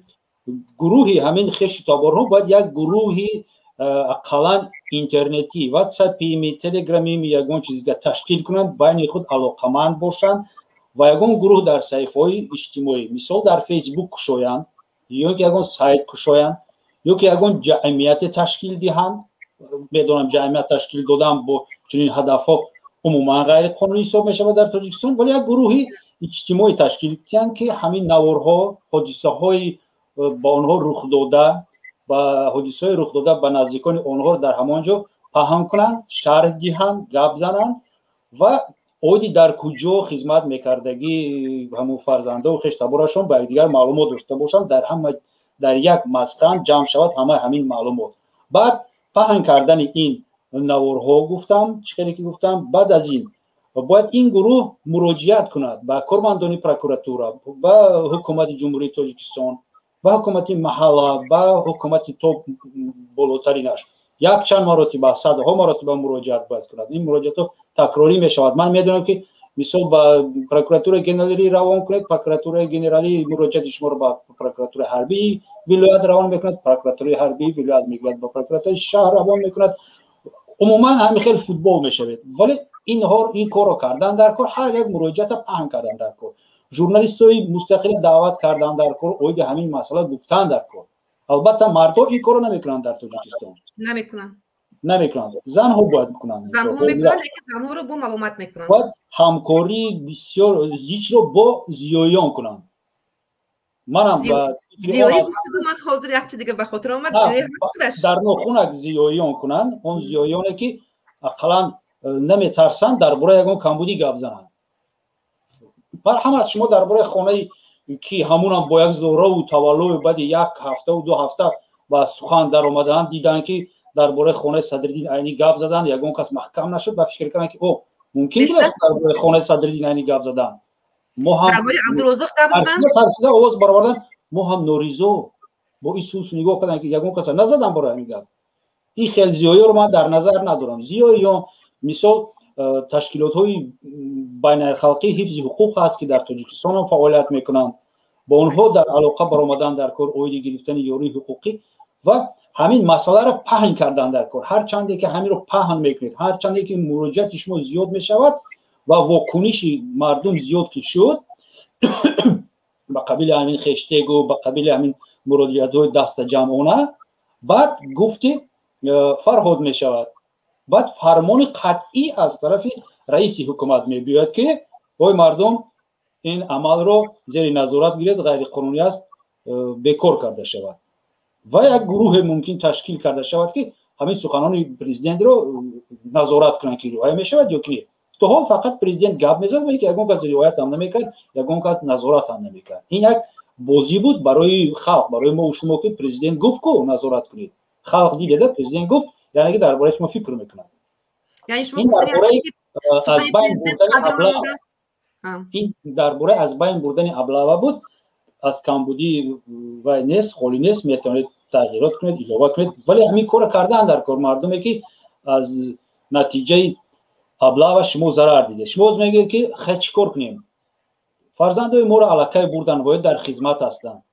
بله آنها در خدمت هستند، ولی شما میتونید یک کسی دیگر را نجات دهید.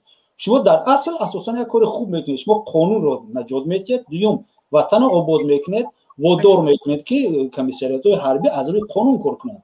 شما به این وادار میکنید که پروکراتور کار خودش رو اجرا کند، نه اینکه دیگر کارهای نامعلوم رو اجرا کند. از بالای نظارت اجرایش قانون ها در تاجیکستان نظارت برد، یعنی که ببینید که کی رو چه خیلی با خدمت حربی دعوت کردن، در همین دعوت یا که در همین ابلاغ کی گناهکار بود جزایش رو باید بگیرد.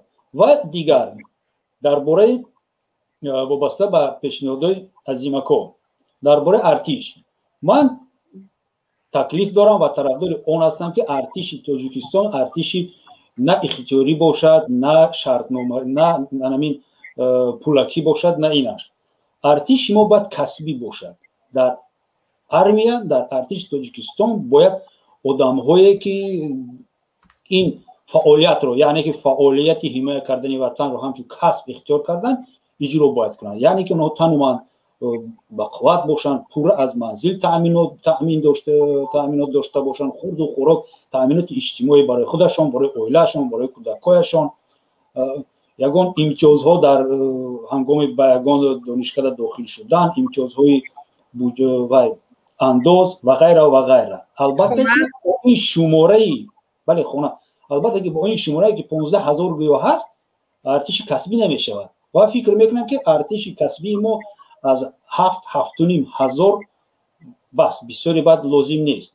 با وجود اون که ما با روسیه شرط ما بریم در همون بین دولتی روسیه و تاجیکستان، با وجود اون که تاجیکستان اعضای ODKB هست، ضرور نیست 15000 آدم خدمت کنند. این حال ما میدونیم که روسیه از تاجیکستان اختیارا برآمدنی نیست و عموما هم برآمدنی نیست، هر مشروع نمیبرآورد. اینجا به نهایت استراتژی چیزی که است، استراتژی است، ژئوپلیتیک است، در اینجا برآمدنی هم نیست و وظیفه دار است که ما رو حمایت کند.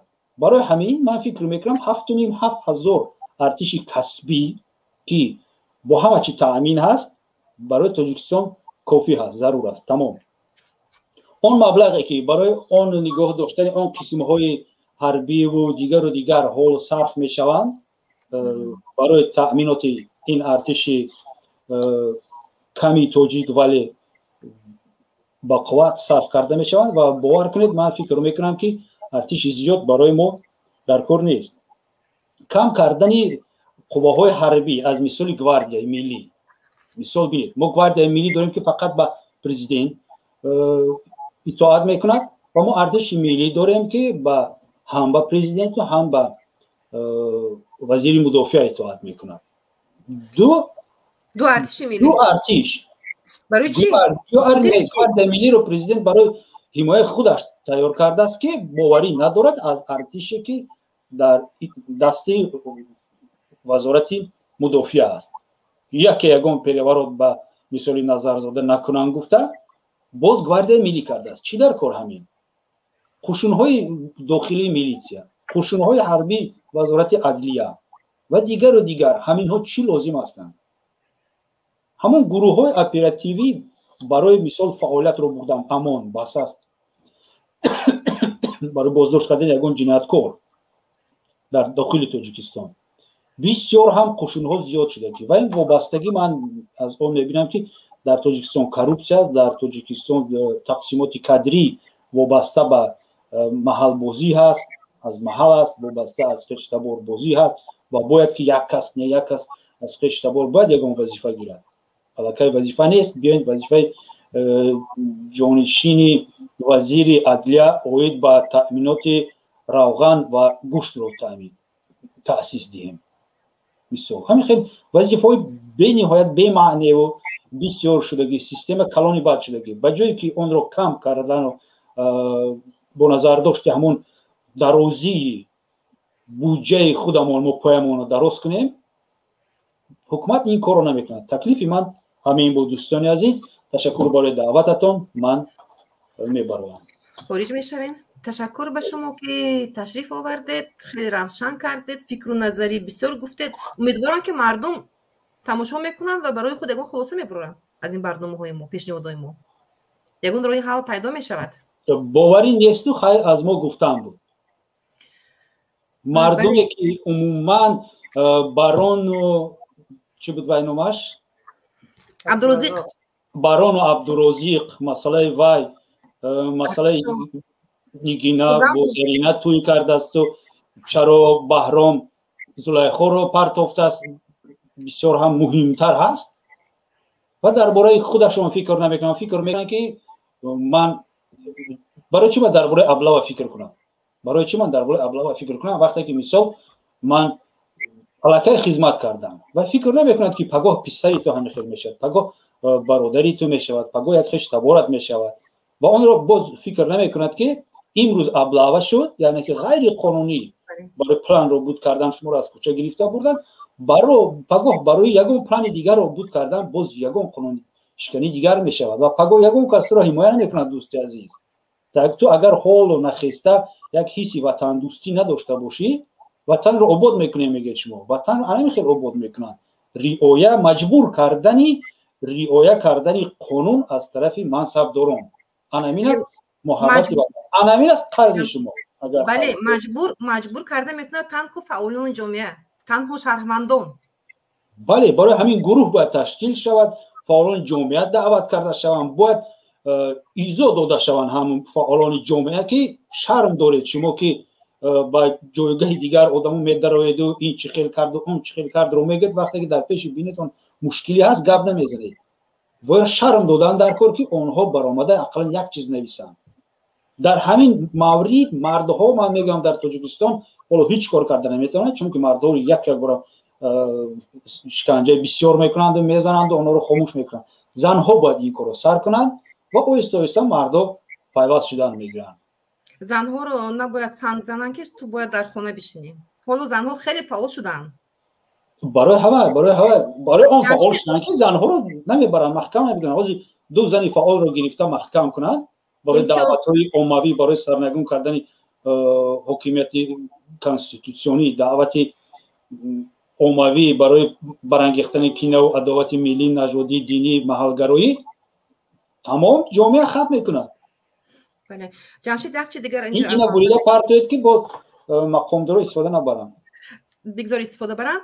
як адвокат аст аз Ӯзбекистон, агар мумкин шумо номаш аз хотирам биромад, ҳар ҳафта не баъзан барнома ташкил мекунад, 1 миллион подписчик дорад. ӯзбекҳо хеле фаъол ҳастанд. мардум дар ҳақиқат фаъолона иштирок ва ранги мо стрим намебарад, ранги мо савол-ҷавоб намекунад, даъват намекунад, фақат савол-ҷавобе ки ба онлайни арзрои саволе ки пешон мешавад. лекин тамошо мекунанд, мардум савол метиҳанд, пайгирӣ мекунанд. аз мо чӣ? барномаи ҳуқуқӣ мебарем, мегӯем ки биё барномаи ҳуқуқӣ мебари ройгон маслиҳат медиҳӣ, ройгон ягон роҳи хуб нишон медиҳӣ, лекин мардум намехоҳанд ки аз ҳуқуқҳои худ хабардор шаванд. тарс мутаассифона тарс ва медонанд ки беҳтараш چی من وقت صرف میکنم برنامه جمشید یوروف رو گوش میکنم یا که معظم اخوان قدیر بار رو چی من میروم پول میکنم همون پروکورور فایل کرد پیش پروکورور میروم فلانی را میشوشی کی جورا بیک از فلان جو میشوشم اینا گیر کار حل کنه که تمام коррупция тағабозӣ маҳалбозӣ ва бесаводӣ тарс бисёр ҳам бор ҷамъият ба ҳамин дараҷа касали шудагӣ аст ки ҳатто агар абуали ибни сино зинда шавад биёяд ку ва бигӯяд ки ман инро табобат карда наметавонам ман намедонам аз куҷо ина ман табобат кунам на аз сараш на аз пояш на аз ҳама ҷош касал ина беҳтараш гур кардан дар кор хайр дӯстони азиз ман баромадам سلامت باشین جمشید جان در پناه خداوند باشین اشتراک شما رو انتظار هستیم تشریف آوردید سلامت باشین فراجان نظر شما فراجان شما وقت داشته باشین بیت یک کدام رو قبول کنیم من دیده استم نفران مهمونه بودگی رو قبول کنیم یک کدام قرار کرده بر اومدن یک دو نفر قرار کرده بر اومدن که شما برنامه رو برای خود کرده ایستادین خیلی میتونیم مورد شما وقت داریم قبول میکنیم نظرتون گوش میکنیم سیروج سلام علیکم ассалому алайкум умедворам хуб бошед шукри худо умедворам ки саломат ҳастен бахшиш ки бисёр шумо интизор шуден лекин ин гапҳои муфид буд бале мефаҳмам ташаккури зиёд барои қабулатон умедворам ки хуб бошед ман як чизро дар бораи аблав мехостам дар инҷо зикр кунам ман ҳам худам ҳам синни солам ба синни соли аблав аст ман 23 сол дорам ва хидмат накардам тоҳо ва чӣ гуфтанӣ ҳастам ки вақте ки мо мактаби миёнаро таҳсил мекардем он вақт чанде аз бачаҳои моро аз деҳа вақте аблав мебурданд ва ҳар яктаи онҳо як минус доштанд барои худ ҳар яктааш баъзан нашонро мебинӣ бо перехи тамоку бо он перехи сигарет таношонро сӯзонданд ва яктаи дигарашро вақте ки ба хидмат маҷбурӣ қабида бурда буданд як бачаи солим буд хеле солим як бачае гӯем ки хеле бузург буд ва аз байни як 3 моҳ ё 4 моҳ гузашта буд вай инвалид буд дар хона вақте оварда буданаш мешиш мисли як гӯем ки як мусафиди 70-солавуре пояшро дароз карда мешишт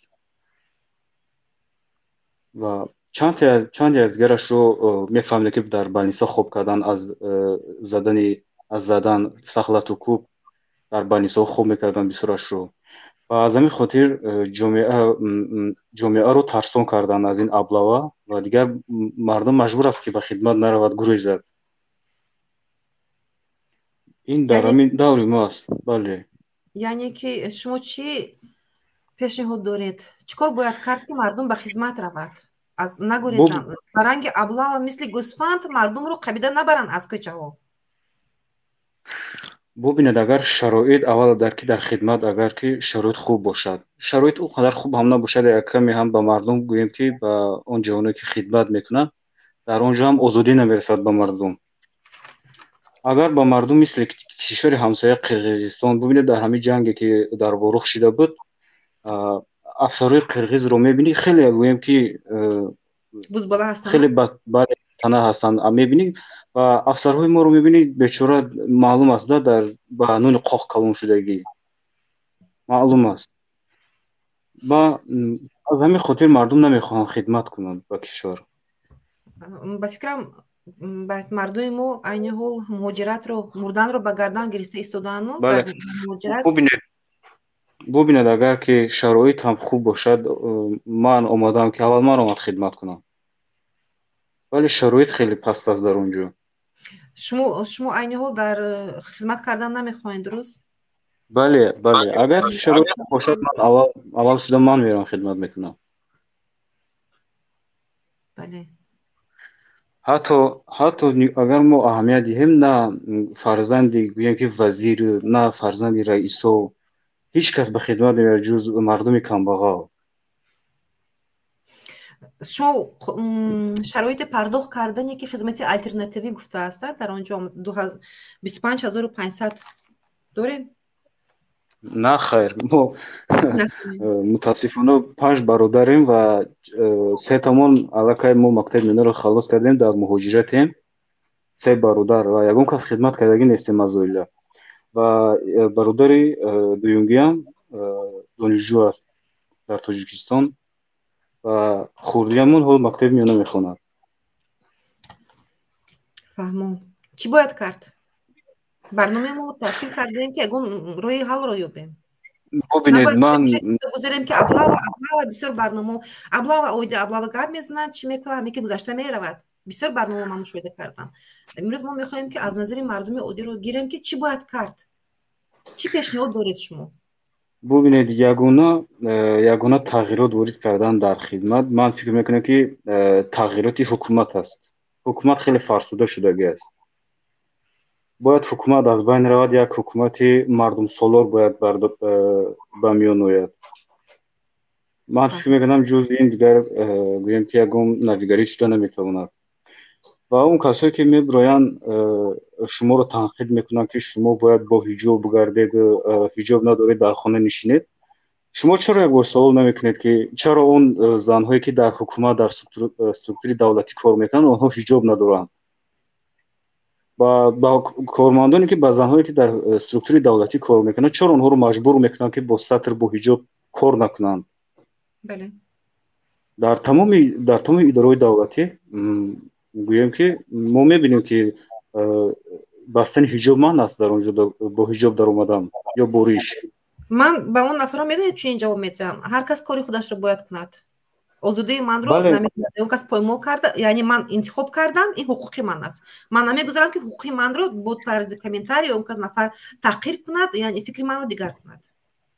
نه ما هم زیر نیستیم که یک کس رو مجبور کنیم حجاب پوشونه و این سال هر کس باید آزاد باشد. اولا هر کس باید آزاد باشد و اون کسایی که طرف شما سنگ میزنند و تحقیر میکنند معلوم است که حکومت زمان گویم که طرفدار حکومتند. بخیر سلامت باشید. بله سلامت باشید در پناه خداوند باشید. خب کلوب فراج همین کس رو کلوب سلام علیکم. و علیکم سلام انشاءالله خوبن. سلام علیکم خوب هستین امیدوارم که شما خوب هستین بخشی از سری برنامه انتظار شدین این اوزی فرصت به شما هم رسید قبول کردیم قرار کرده هم برآمدید. نه مثلا موضوع ما از سری برنامه گوش میکنیم شما رو بفرمایید. برای چی مردم مقصد خدمت نگریزن؟ مثال برادرای ما هستن مقصد رفتگی خدمت کردگیان اگر نه مثال بچه نه سیگارت کس بود نه نوش کس بود نه عرق بود یگان چی نبود مقصد سپاکای نه بچه بود مقصد مکتب بود که رفت و تنبالی با خودش خیلی اول رفته بود آمد نمخلی دیگه او نه سیگارت نوش دیگه همه چیز دیگه همه کسه و بچه گفتم توی خیلی نبودی اگه فوجا مجبور میتند مقصد مجبور نگر نه کسی مثال میزنند یگان چی کارو چی انا بعد دیمش کی اما قدر جنازه خدمت برآمده سان این قدر مردم میروند یا مقصد خدمت نکنه ایوس مرداش میورن دیگه مردم نمیخواد دیگه در خدمت کنن خدمت خیلی نمیشوه نه ازبکستان یا که مثال نه روسیه مقصد نه سومت هم برای خدمت میروند خدمت میکنن تاجیکستان چی به خیلی نیست من نمیدونم. بله برای اون کار کنید روی حالش رو پیشنهاد کنید. روی حالی ای باید رامانوف استعفا برود دام بگیرد تمام این هم قرای حال داره باید یک حکومتی مقصد حکومتی مردمی باید بیاد تمام این دیگه این رحمانوف اگر 100 سال هم بسه همه خیلی میروه همه خیلی اگر اولاد چند بشوه همین حکومت همه خیلی خیلی است همه خیلی میروه باید بدتر میشوه برای همه همین استعفا رحمانوف همه که گفتانی دارم تمام باید رحمانوف بروه. یعنی شما روی حل مشکل رو در استعفای رحمانوف دیده ایستادید. بله افادون استعفا نرفت رحمانوف با کیم چند سال دیگر پرزیدنت شد در این مدت ما باید چیکار کنیم؟ یعنی 10 سال 15 سال دیگر رفت خودی مردم ما یکم روی حالش باید مردم بیدار شوه همون قدر موضوع همون قدر برنامه‌ای که نشمو کده سن افاجان مقصد این قدر مثال دیگه همش هم موضوعی که مثال مردم فهمونده سن همی ظلمای حکومت تا پاک گیزه همش فهمونده سن برای مردم باید بیدار شود. سوید نیست زندگی دچی و نمخلی قشاقی شدگی در همون تاجیکستان که بخدا همون سالهای همون جنگ خوب بود بخدا که سوید بود نمی مقصد ساز به نرمالی بود نه که حاضی را بیت 2021 دا پریسا بود که دا گردم جبه سامه گیره فهمو موضوع سوید این علایده است. موضوع ما عین حال ابلاغ و قانون خیلی فکر نظرتون پیشنهاد کنید. کردید شما در شما حل مسئله رو در همین میبینید در استفاده بله بله آقا فهمو تشکر به شما که تشریف آوردید. انتظار شدید. زنده باشید. خب آقا جان الان نگهبانتون که الان نگهبانو فراجان یک کس قبول میکنیم یا صحبت کنیم؟ مشکل نیست قبول کنیم. مشکلی نیست. خب حیدر غفرونов سلام علیکم. سلام علیکم. امیدوارم که خوب و صحت سلامت هستین. از موضوع ما خبردار بودگیتون؟ برای حاضر در آنلاین تماشا کرده بودم یوتیوب با خبردار. چه گفتین دارید اوید موضوع ابلاغ و عموما خدمت در ارتش ملی چه پیشنهاد دارید؟ پیشنهاد همین که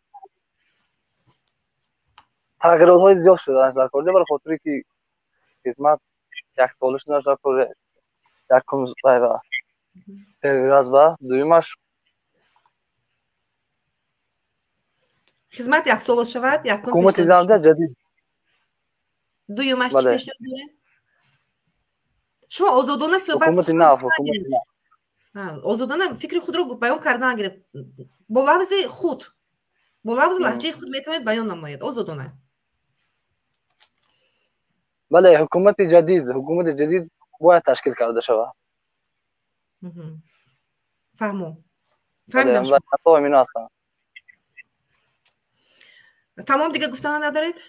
زنده باشید. نه گفتن هستیو اکثریت حالی سالات بچه‌ها برای خاطر 2 ساله است گفتن نمیره من خدمت زنده که می یک ساله شود هم بهبودی میشود یا فکرم برای خدمت رفتن فقط یک سال شدهش رو میبینید یا اینکه در ترتیبات نه ارتش ملی باید دیگرگون کرده شود یگون جدید کرده شود؟ در ارتش ملی هم باید دیگرگون کرده شود البته. فهمم. البته باید گفتن داشته باشید تا مگر نباشد. خب زنده و سلامت باشید. باقی زنده و سلامت باشید. نکنه خداوند باشه. خب فراجان چی گویم؟ چی می‌باید دارین شما با پیشنهاد دارید؟ حتی مردم اودیام که صحبت میکنن معلوم است که مشکلی هست. این مشکلی باید مشکلی هایی که در خدمت حربی است اینو باید برطرف کرده شوند. اینو باید همش اول برای حل خود یابد. من از دیگران نمیگم. برای مثال من از همین خویش تبای خودم از پسر عموهم پسر عمکم یک نفر از پسر عمکم در خدمت کشته شده است. یک نفر دیگر از پسر عمکم خیلی بچه خوب بود در ناحیه ترسونزاده خدمت میکرد مرده شد آوردن. هر شب پرونده شده بودن. ولی ببینید همون یگم خشتبار خوده؟ بله از خشتبار خود ما نه کسی برای این کار جزا داده شد نه یگم چیز روشن نیست. اکثریتش همین خلط نیت نشینی خنوب نظرانه رفتار کردن افسران است. خب لط و کوب است نمیدونم گوشنگی است. اون مشکلی هایی که در ما خدمت هست اینها سبب میشوند که مردم از خدمت حربی میگریزند. اگر اینها برطرف کرده شوند این مشکلی های در خدمت بوده خیلی فکر میکنم مردم خودشان میرن خدمت میکنن. چه مشکلی نیست. خدمت یکم جایی نیست که جوان تاجیک بوده هستن.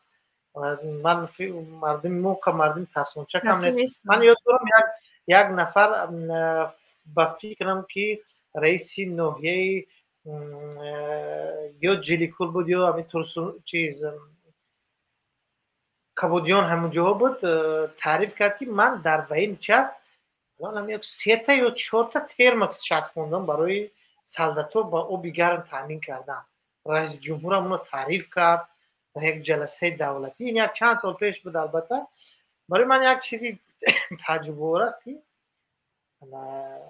یک شرایط اجتماعی اسکرها را رئیس ناحیه باید حل کنه. این یک شرمندگی است برای یک کشور. نمیدونم که کشور مینومیم وقتی ما علم نداریم باید این چیزا اصلا نباشد. فقط باید این چیزا حل روی حل خودش بیاد.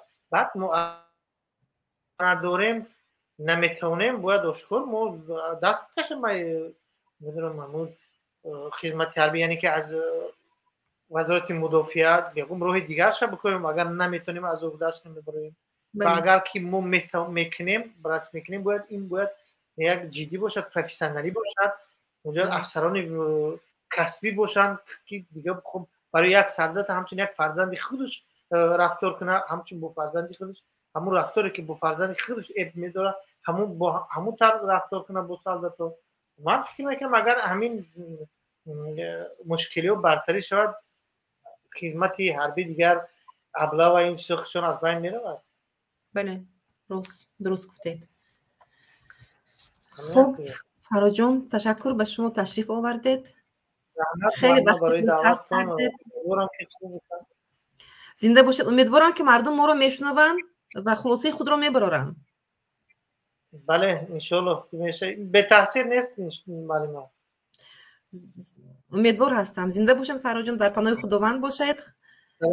تشکر برای دعوتتون، تشکر برای بیننده ها و خواهش میکنم از همه برادرانی که بدتر این نوارها رو تماشا میکنن و در کانال معلمه پادپیسات کنن، لایک بگذارن. خدا نگهبانتون باشه. بازنشد تشکر. زنده باشید. خب اینجا باز یک نفر دیگر آمده هستن. سلام علیکم. اکمل استانایف این کس مهمانی فعال ما هستن. در هر برنامه اشتراک میکنن فعالانه. خوش آمدید به برنامه من امروز که تشریف شما رکلام هم کرده بودید پیشتر. تشکر برای رکلاماتون. سلام علیکم شما و دول بینندگان شما. ممکنم موضوع شما برای من خیلی خوش میاد که برای که از روی قانون و از روی همون میارهای بگیم که کنستیتوشنی که صحبت میکنین برای من جالب میاد. البته از موضوع شما پیشتر اگر خبردار شدم بعد از رکلام کردم. یعنی یا بجا نکنیم سکرت نکنیم در این باره مصلحت کردیم بعد من رکلامش کردم. بله. یعنی من از موضوع شما با خبر بودم که شما کدام موضوع را رکلامش نگفته بودم میکنم خبردار بودید. اما موضوع را میدونستم که شما در همین موضوع باید میخیزوندین یک چیز یک برنامه باید میکردین که این چیز از حد گذشته ایستاده است این چیز. بله. برای هم رکلام کردم. نظر شما چی است اکمل؟ اویده مسئله ابلاغ چی دارید؟ پیشنهاد چی دارید در اون؟ بسیار یک چیزی خوب که مردم هم پیشنهاد کرده ایستادن. یک شکلچه گوسفند از سر کرده است. گوسفند گرفته است، یک گرگ 3 روز گشنه بوده است، در دست پیش هم رفته است، دست مرا نجات بده. پیشنهاد عیناً همین می شود اگر که ما در حکومت پیشنهاد کنیم یک چیز ما از شکل گرفته در گرگ بگیم که چی میکنیم شکایت. اولین چیزی که هست این خود شما یا که خود دیگر هموطنان را دیده ایستادن، یعنی این چیزی یک روزه نیست یا یک هفته‌ینه نیست، این چیزی کهنه هست، این چیزی هست ابلا و در تای خود شکلی که در اینجا بگیم پیشترک من نماینده ما روان کرده بودم سخنگوی حرکت خادم خلق عظیم جان یعقوب اومده در اینجا گپ زده بودن. من گفتم نماینده خادم خلق هستن من نفهمیدم. بله شما اعلان نکردین برای که نفهمیدم. من میدونستم اعلان میکردم. اون سخنگو هست. بله گفتم برو صحبت که در اونجا اومد صحبت کرد. انا ببینین ابلا و این یک چیزی هست که عادت شدگی است برای مردم. این فرزندی او را میقپه خدمت میبره او میگرده میگه چی نمیکنه سال 95 مرا مبلغ کرده بودم برای خدمت کردم. پدر و فرزند میگه که هیچی نمیکنه میگه 95 سال مرا مبلغ وقت خدمت برده بودم. یعنی این ریشه گرفته هست. یک چند پهلو داره. یک پهلوی ترس دادن ملت است و پهلوی دیگر از همین چیز مثال گیریم پول کار کردن است. یک منبع درآمد خیلی خوب است. وقتی که سالای من وقتی سال خدمتم بود سالانه مرا 3 بار 4 بار میخپیدن هر سیزن ابلواده.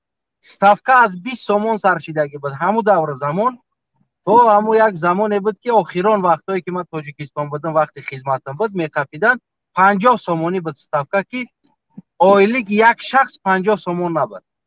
یک شخص کار میکرد 35-40 سومونی اویلیگ میگیرید. همون زمان 50 سومونی ставка داشت. یعنی این را همه حکومت هم خودشون ببینید چی با امام علی رحمان درباره ریش یک قرار قبول میکنند دیگر این قرار هم قدری میشود که زنکور هم ریشش هم میتروشن کپیده دیگر مردا کوس بیستن یا درباره سطر دیگر یک قرار قبول کنند مردکور هم موی سرش هم میتروشن مثال میگیره. چی با امام علی رحمان سگ باری میگه در این باره هیچ نکی یک تغییرات در همی چی بدروید.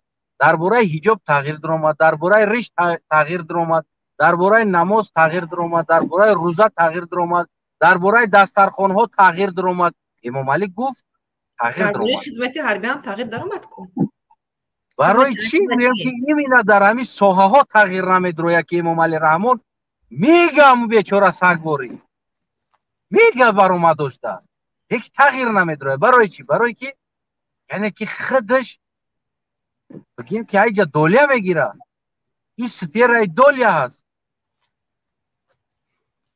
برای بودجه همو اولادیشون پر کردن هر یک سیزن باید هر یک کمیسریت حربی فلان قدری سالدات نه پول باید سپاره.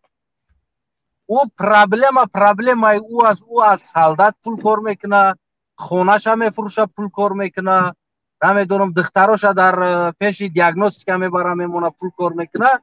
فلان قدر اینا مبلغ باید بسپرن. سالدات نه اینجا سالدات واجنه نیست. ما خودم در سفیرش بدگی ما میدونم چی است سفیرشون.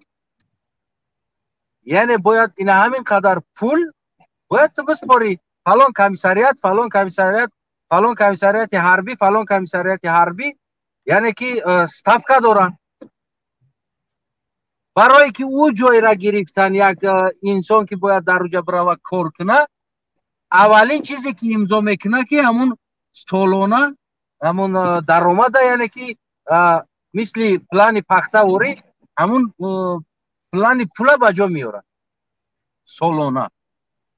و همین اسلوبیا و این یا که با آن کمیسریت حربی مثل که همین گایه های تاجیکستان در این جایی که در دیگر جو که میروان که کار میکنن پست میگیرن پستی که جای روغنی داره جایی که ماشین زیاد است کم از او زیاد است و ставка خیلی چه داره همین جا هم از اما اهالیان نگاه کرده. ببینین ابلا و این کمت نمیکنه.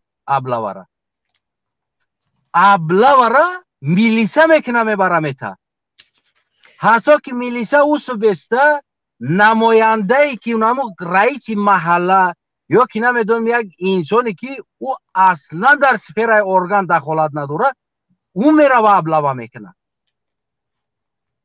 ما بگیم که ها خیلی یک وین کمت کرده ایستوده است مایلی بالا بسرش یکی اوچاسکوی میره و ابلا میکنه و عهدهدار هستن. میلیسا ها میروان ابلا میکنن.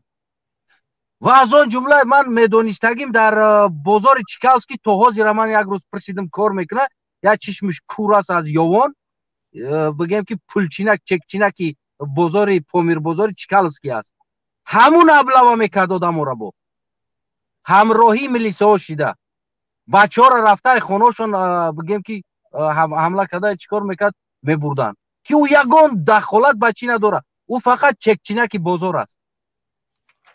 یعنی که ابلا ورا نه تنها یک انسان میکنه ابلا ورا لبوی انسانی که همین خودش بز احساس میکنه او میتونه که همراهی بگیم پلیس میلیسا یا اوچاسکوی در برش راست شوه برای شکار کنه سر کنه به خپه بیاره در اوچاسکوی بسپوره.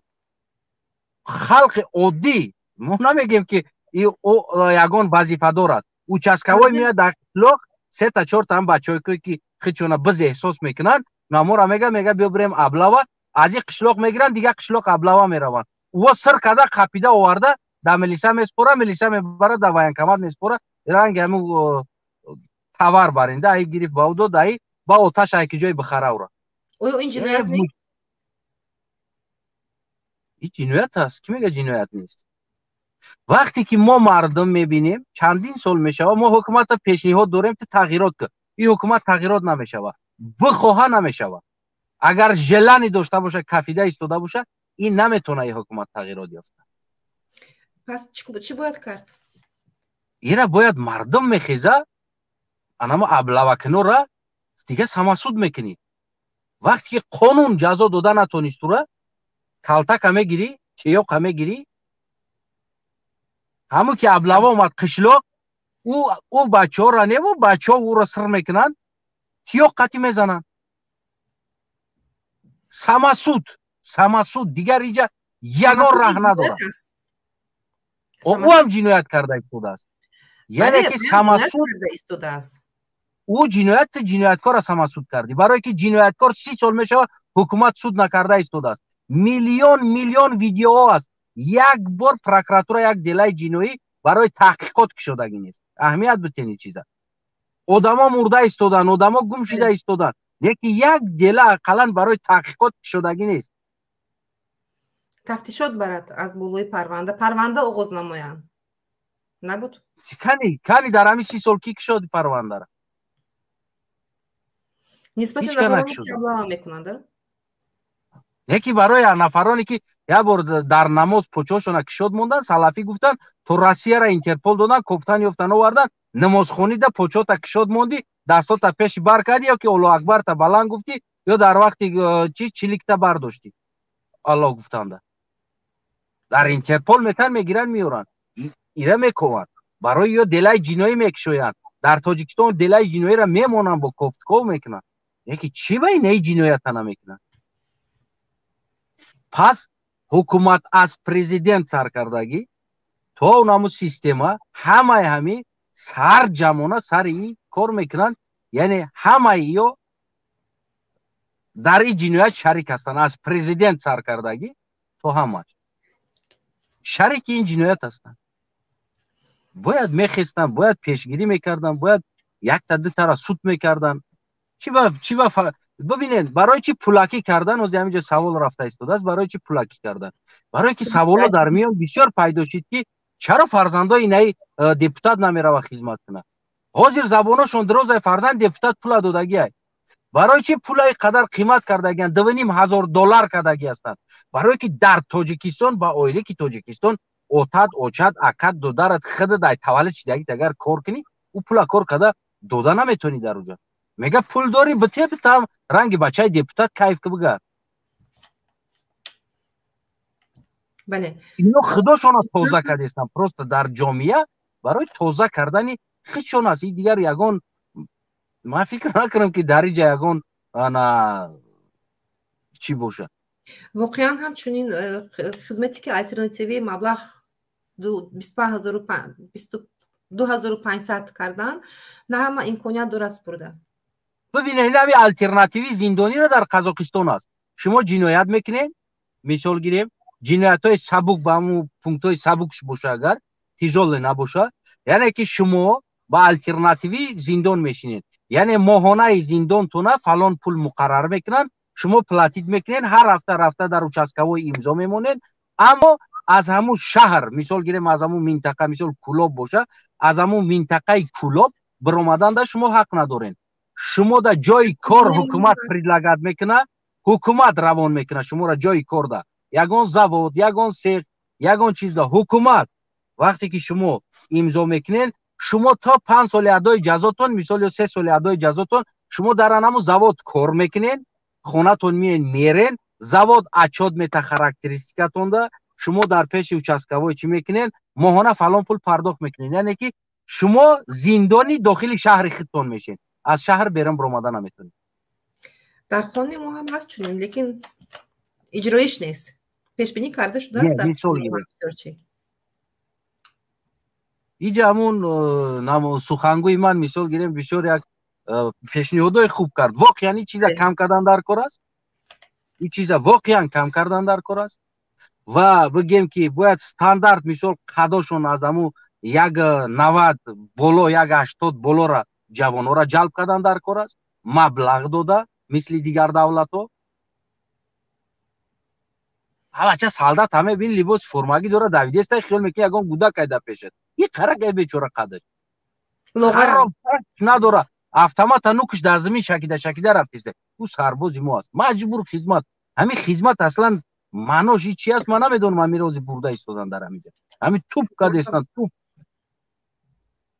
ایرا میشوه حل مسئله شایفته حل مسئله انقلاب است این دیگر حل نداره پیشنهاد بگیم که پیشنهاد التماس زور نولا این چیزا یگان گرم یگان مایده در کار نمیره این چیز کنکریت نه یا که مردم توجیک تیاقه در دست خود میگیرن میبروین پدر رو پیش راه ایران میگیرن میگن که متاسفانه پدر میگه مرا سال 93 ابلاغ کرده بودم مرا سال 95 ابلاغ کرده بودم بچم تام برا ابلاغ شدی نه انقلاب نشد انقلاب نشید میروه تمام میروه نه خیلی اوتاش میگه کی نه بو این ابلاغ شدگی رو بچه‌شون ابلاغ کنن میگه هیچ نداره عادت میشه ولی یک چی است کو یک انکدوت هم است یک حجوی توجیکی هم است یک پیش دوملو میروه میگه که بابای دوملو فولبین میگه که من هم کمی کنم زن گرفتن نمیتونم چیکار کنم میگه که همین زن بگیرم بعد میگه که تو میگه تا 35 سالگی تا زن نمیگیری همین خیلی میگه میروه 35 سالگی تا بعد خرسان میشه که خیر بعد 35 سالگی که زن میگیرم بعد میگه که بابای دوملو بعد 35 سالگی چی میشه میگه بعد عادت میکنی بعد میرم تا دیگه ولی مردم عادت میکنن بله عادت کرده است حاجی عادت شدگی است برای مردم ما حاجی عادت شدگی است ابلا میکنه رپکش نمیپره خیر میگه 2 سال بعد میویه میگه فرزند چی است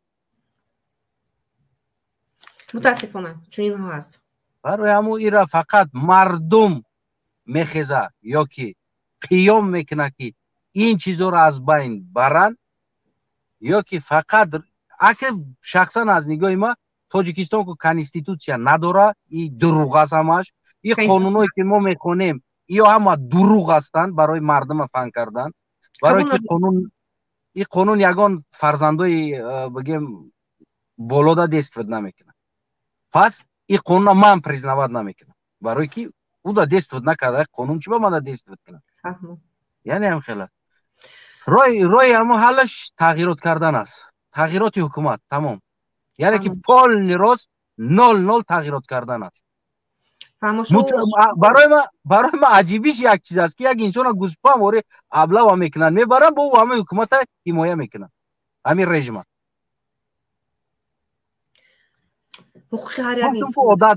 عادت میکنن بعدی که او جا بردن بعد عادت میکنن فهمو تشکر با یگان گفتنی داشته باشین یگان گفتنی ندارم هم قدر گفتنی هستم که مردم خواهن که مثل انسان زندگی کنه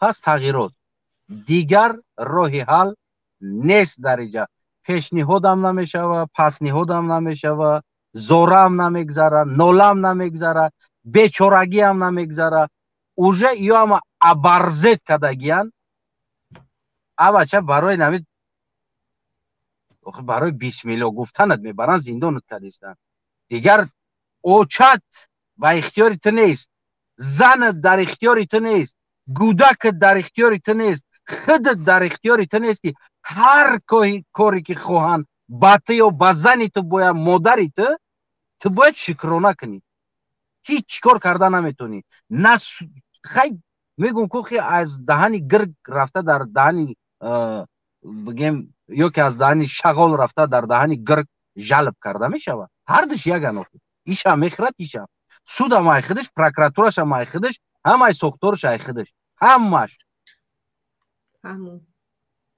تغییرات دیگر یگان چیز دیگر در اینجا گویم که نمیگذاره دیگر فکر نظری که من داشتم میگم برادر عظیمی اومد پیشتر از من روان کردم، من خودم بند بدم اومدن گفتن دیگر سلامت سربلند خانوباد باشین. تشکر. و اگر که مردم خواه بازم آزاد شدن از این چیزا بیشتر در چیزای سیاسی توجه کنن، پادپیسات کنن. اگر که نه نخواهن که نه ما هم خیلی میستیم مدت کردیم فرزندمون هم بدزده پس بروان نامو موگام و شبنم سرایو دا پادپیسات کنن، شبانه بعدی کار لپوتکا دستاشون در میکنن کو کار میکنن میاد و تلفن مونده خچونه آرام کنن امو موگام با تماشا کرده ان شاء الله آینده فرزنداشون اخداشون بد میشه بابا. دیگه زنده و سلامت. تشکر. تشریف آوردین. زنده و سلامت باشین. فعال شید. در برنامه دیگر هم اشتراک نمایید. البته حتما. خدا نگهدار. خدا نگهدار باشه. خب اینجا قبول میکنیم که یک دقیقه یکم میکروفونتون رو کشوین. راستین سلام علیکم.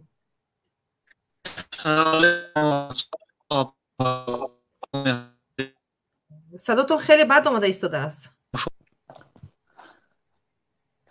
سلام علیکم و رحمت الله. میگم اپر جان. و علیکم سلام. امیدوارم از موضوع خبر دارین چون که برنامه با آخر رسیده ایستاده است. بله از موضوع خبر دارم. چی پیشنهاد دارید؟ چی نظر دارید؟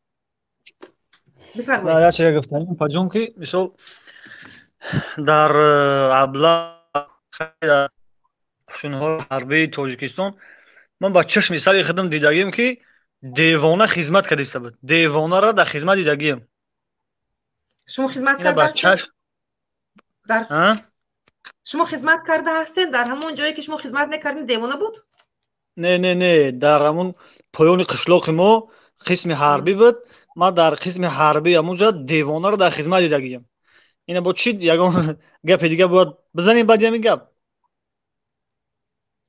دیوانه در خدمت بود. یعنی دیوانه شریکاش میگفتن که همون شریکاش همون کسایی که خودش خدمت میکنن میگفتن که شاو میخیزه راه میره. اگر همین پلاس میگن چی میگن حربیو گردی همیشه شاو میگرده گپ میزنه با خودش میگه که ما خفاش میریم که یگان خچر نکشه که نپره که یگان حادثه نشه. مقصد شما خود خدمت کردگی هسته؟ نه من خواندگی من واین کافه بود کردگی من وای گرفتگی که واین بلیت دارین. شما چی پیشنهاد دارین؟ در چی میبینین حل کردن مشکلی رو این ابلاغ رو چطور از بین بریم؟ برنامه مخصوصا تشکیل کرده هست؟ اون اکای اکمل بسیار گپ خوب گفت که فقط انقلاب یگان راه دیگه نداریم. یگان راه دیگه زیجا منم راست گپ نمیبینم دیگه. راه دیگه در انقلاب من نمیبینم. بعد یک چند گپ خوب دیگه هم گفت اکای اکمل راست میگه. راست مردم ما مثال من همین مردم ما رو مردم خودمون ها زمین زندگی در تاجیکستان هست برای مردم ما یک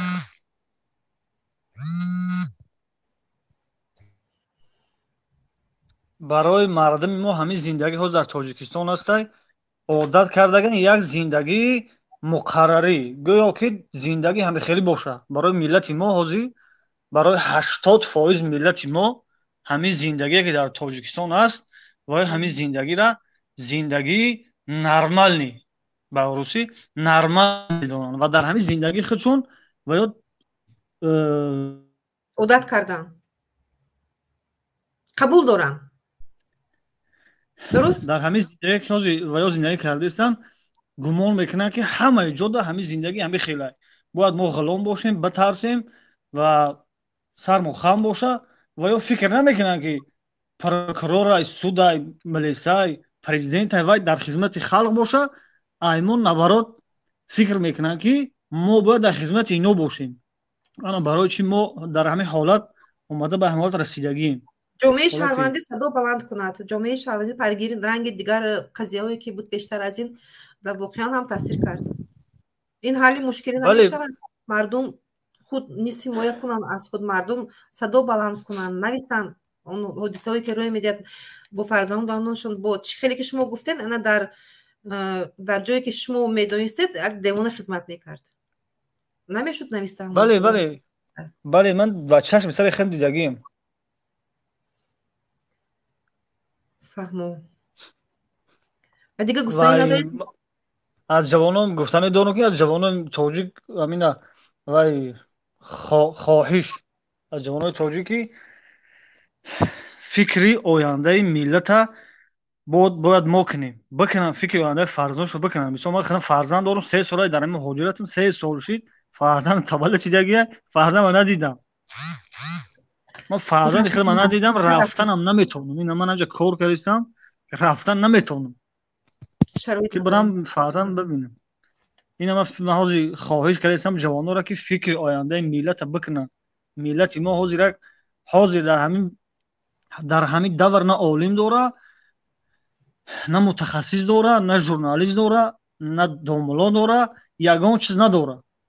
در حکومت ما در دولت ما امروز همین چیزا نیست. فقط رحمانوف و اویله رحمانوف تمام. یگان کس دیگه من نمیبینم در جامعه ما امروز که بخیزه گپ زنه طلب کنه خواهش کنه.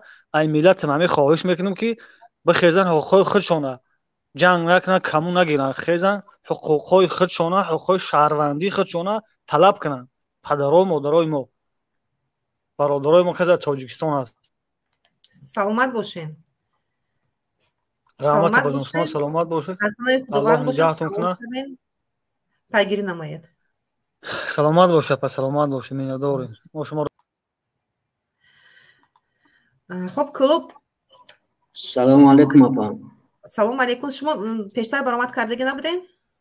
نه من شما دیگر کلوب هستین نه؟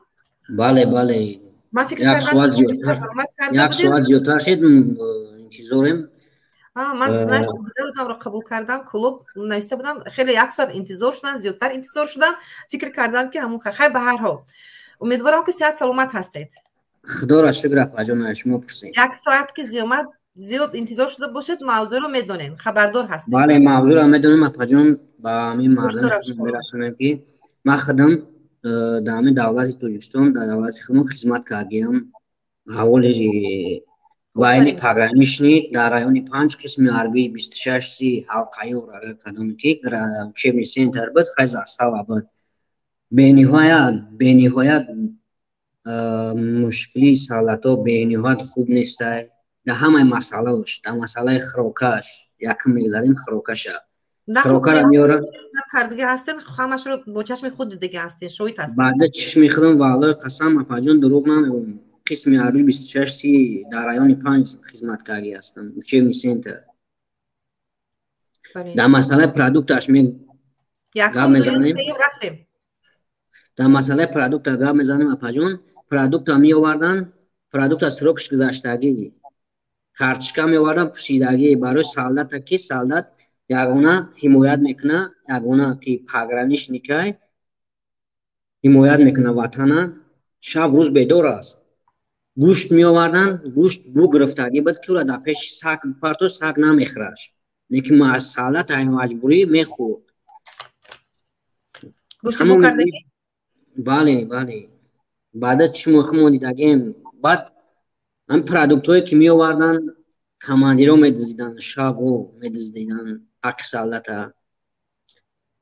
بعد در مسئله شوکا میگذاریم که در تلویزیون رکلام میکنی بدبختایی که شیطانا برای همه قمر عذابه که برای همه مردم مردم در برو در خون برادر که میشناسش من خدمت نرگیم. در مسئله شوکاش میگیریم در تلویزیون میگن که میگن که این 10 سال 6 ماه پس یا 3 ماه پس فرمتون علیش میشود. این والله قسم دروغه. یک فرما را یک سال 10 سال میپوشه اون سال فرمت تیکه میشه برسی تیکه میشه خورگی کردی ای فقط یک فرما میدن یا اینکه برای عوض کردن دیگه فرما میدن دیگه لباس یگم نمود یک تلید نداره یک تزیم نداره. زیمش یک تلید نداره.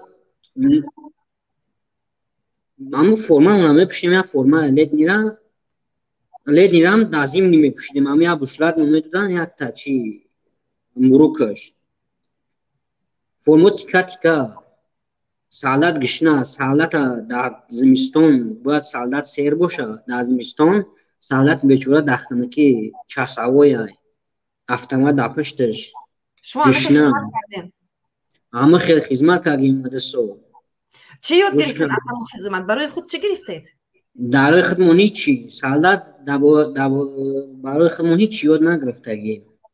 برای خودمون هیچی. سالات اپا جون غلامای چیکار غلام استفاده می‌برن. چیکار می‌کردید؟ سالات پوری کماندیرچاست. سالات پوری کماندیروتاشه. سالات خدمتگاری کماندیرو هر کس کماندیر خوست که میبرش با خونش چی کارش فوری میکنه. سالات همه برای دهخونی کارتشکا و پیوز پالک خربز میکورن. سالات همه قازوب میکشیدیم 2 سال عذاب میکشیدیم نه که ایامو چی نمیخوردیم نمیوردن که ایامو مینت کاگیمون سالاتو که میرفتن اگرات خوری میکنن تربز میکردن کارتشکا میکردن خربز نمیخوردن نمیوردن که همو سالات هم مینت کاگیش بخره. سالات والله قسم نمی خداوند برکت این مردمی پنجا ای گشنگی مونکو میرفتیم میتالبیدیم این گشنه ای مردمی نمی پنج میرفتیم این خونه با خونه چی خیلی که نمی جوگیای خودمون نمی سالاتای خودمون خیلی جوگیای گشنه میموندیم میرفتیم میتالبیدیم. واقعا هم علوم‌آور است. به خانه جواب میدادن، به خانه رفته میتوانستید. چنین بود شرایطی که در شما چه هستی که خدمت کرده هستین؟ درست؟ 2 سال. 2 سال بود. یگام شرایط نیست، همش دروغه. داخل میگه زن سالاتوی زن دارد، جوابش همش دروغه. جواب بود میتن میگه که سوم بگی بیو 300 سم 400 سم 500 سم بگی بیو. سالات کامغال هم میگن با سوم با سوم جواب بود میتن و میگه سوم دیس به سوم نیو که دیگه جواب به سوم نیو که قبولت نمیکنیم. درست؟ نه به سوم نیو که دیگه رخصتی نمیتیم دفعه دیگه. فهمو شما یگون با автомат با یگون لوازمات‌های جنگی سر و کار گرفتین، عموما فهمیدین دیگه هستین در همون خدمت. اپاجون میگه در گرانیسا یکم که پیروی очередь گرانیسا مثل که خلق حمایت میکنه یکم گرانیسا ای توجکستان خمون ای امامعلی این نبارات های گرد گوشایخچا زخواتی محکم کردی مثل با تمام شرایطو با تمام اروجیا محکم کردی تامین کردی انا نکی گرانی چورا یک автомат کلاش میکرد اما با وایرونه بود یک سنایپر بود یک پلمیو با همون محافظت میکردین. درست؟ با همون محافظت میکردیم. نه تیرمون میدادن در 6 ماه پس استرلی بشی میگذاروندیم 6 ماه پس آخه یگون میدمو در 2 سال یعنی که 4 مرتبه شما چی میگذاشتین؟ مشق میگذاروندین. درست؟ مشق میگذارن آخه چی بگم اپاجون آخه مشکلی به حدی بد وازمینه دام سالاتو و دام میگات به حدی بد وازمینه. من خودم با خدا قسم بعد چی میخدم دیدگیشون بعد چی میخدم 10 سال همین عذاب سالاتو را دیدگیم. فهمم. بهترین آخه دیگه برام پیشنهاد داره چیکار کنیم؟ پیشنهاد ما همین که اما پیشنهاد میکنیم که برادران که خیلی یگانه پیشنهاد همین که مردم میخیزه تموم دیگه. اون با گپ مثال که از ما گپ زنیم با گپ او نمیفهمم توجیکی را مسلمانی را حکومت خدمون پرزیدنت خدمون مقصد که نمیفهمه در فکری مردم هم نیسته در فکری آرمیاش هم نیسته در فکری تماما انسان نیسته. انسان سالات مردم انسان قبول نمیکنه.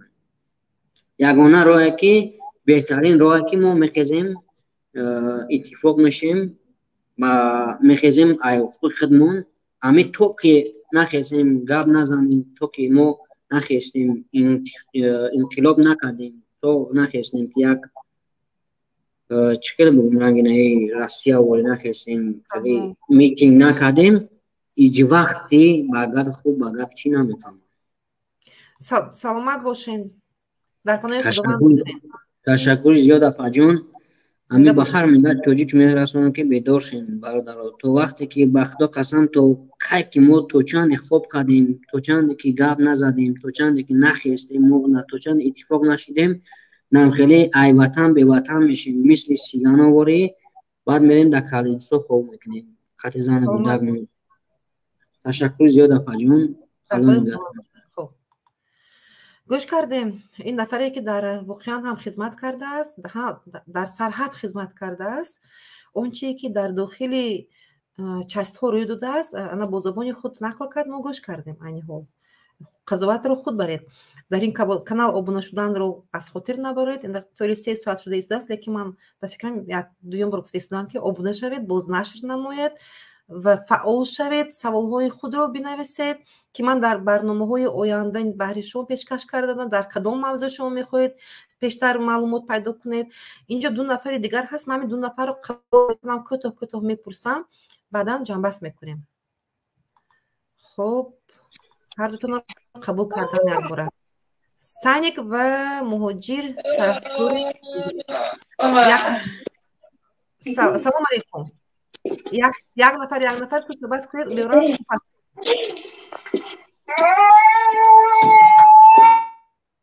سانیک سلام علیکم. صدای من رو شنیده ایستادید؟ خیلی انتظار شدید؟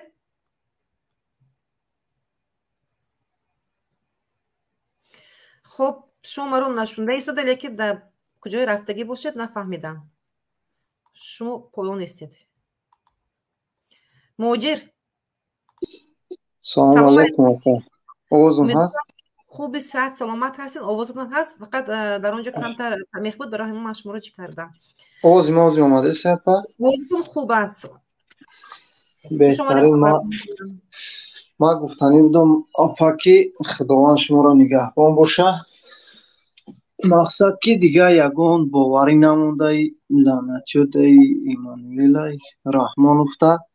هر روز در یوتیوب میدرویم یک ویدیو مقصد ایدرانی وطن مداروی زندگی کروچی وزمین شدگی مقصد که یگان کار کردن در کار دیگه خیلی خواب ششته نمیشه. خب موضوع ما بید در دایره موضوع گپ زنیم. کدام موضوع؟ همین موضوعی که شما پیگیری کردگی نبودین، موضوع ما ابلاغ هست. من میخواستم نظر شما اوید ابلاغ و قانون کمتر گیرم، چون که فرصتی ما هم خیلی گذشت، 3 ساعت شده است دست برنامه ما. برای چی پیشنهاد دارین، چی نظر دارین؟ کوتاه میگفتید درباره ابلاغ. بله درباره ابلاغ روسی ما خدمت خیر خدمت کردی نیستم. اینا 5 سال زیاد میشه در روسیه کار کردیم. های ابلاغ گرفتگی روستیگه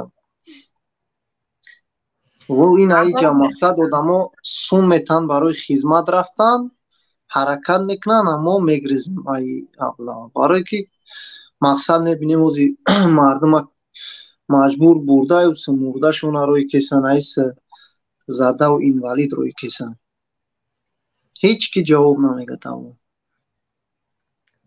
اینا یک همسایه ما کمبغل وقتی در تاجیکستان بودم مجبور گرفتن بردن. ای استغفرالله، به خواهش خودش مقصد فریبش گفتن به خواهش خودت برای و چسکت میتیم.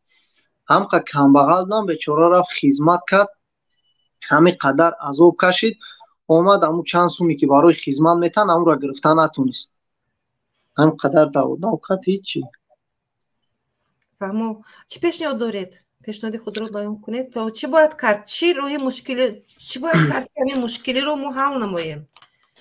هدف برنامه ما در اون است که باید ما حل نماییم. میگم پیشنهاد کرده توانیم با مردم رسانیم. پیشنهاد ما همی که تا همی پرزیدنت ایبای نرود تین نمیشه، یگان کار حل نمیشه. فهمو. یعنی شما مشکلی حل مشکل رو در همین میبینید؟ ما انا در همین میبینم. خب تشکر، زنده باشید. خب تا خداوند نگهبان تون باشه. این کانال نو برای من نو درمان دیدم. بله این کانال نو هست. اگر خطا نکنم 4 ماه شده است دست تشکیل کردم، برای همون شاید که نه همه خبردار باشن. آخه اگر من ای گروه 24 هم مشتم اصلا چیکاریم ایشا برای حوز یکی نو درآمدم دیدم.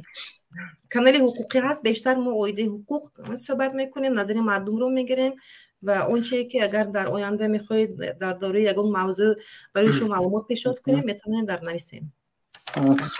ای موضوع بیرون حوز نمیتونم ما پس صحبت کردم. نه متاسفانه وقت ما هم خیلی شد. از موضوع بیرون صحبت در دیگر برنامه وارد شد، حتما صحبت میکنید. насиб иншаллоҳ апа. Зинда бошед. Дар паноҳи хуб Худованд. худо нигаҳбонтон бошад. خب دوستان نظری بسیار نفران رو گرفته. من میخوام اینجا برای شما یک دو سه نواری که کانال های روسیه پخش کردن همون رو نشون دادم. همین هم اویدی ابلاغ هست. در آخر میخوام من همین ها رو برای شما پیشنهاد نمایم. یک دقیقه. Личные новости. Сезон облав в Таджикистане. Каждый призыв в армию Таджикистана в стране называют сезоном облав. С 1 сентября по 31 октября молодых людей задерживают дома, на улицах, в общественном транспорте. Родственников даже не уведомляют, что их близкие отправлены в армию. Халмухаммада Мирзоева, сына Майфура Расуловой, 7 октября забрали прямо из дома. Люди в штатском, оказавшиеся впоследствии местными чиновниками и милиционерами, буквально ворвались во двор дома и вытащили 22-летнего молодого человека на улицу, говорит она. Повестки в армию на имя ее сына до этого не приносили. Никаких бумаг матери призывника также не показали. Друзья, подпишитесь на канал, чтобы не пропускать новых новостей, и поставьте лайки.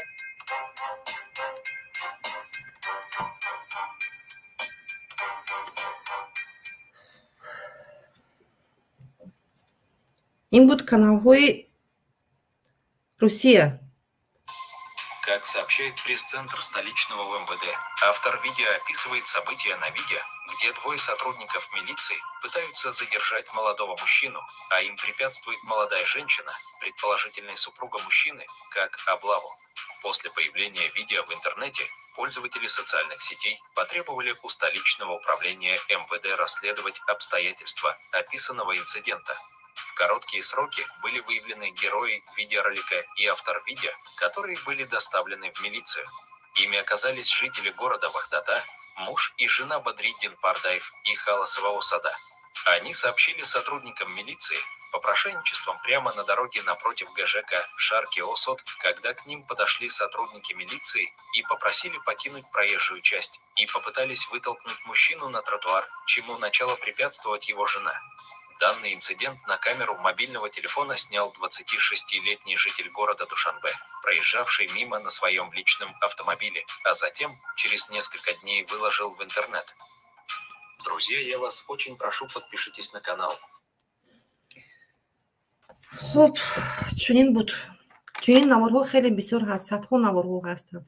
من همگی یک دو نوار رو برای شما پیشکش کردم اینجا. البته همگون خبر دارین. من در آخر میخوام گویم نفرانی که به ابلاغ دست داده میستن، یعنی که غیر قانونی جوانان رو میدوزن، کمش با 3 ماده جنایت صادر کرده ایستادن. آدمربایی، غیر قانونی محروم کردن از آزادی، ویران نمودن دخل ناپذیری منزل، برآمدن از حد وکالت‌های منصبی. خوب خود فکر نماید، خود قضاوت برید. ما نظری بسیار نفران رو گرفتیم. اکثر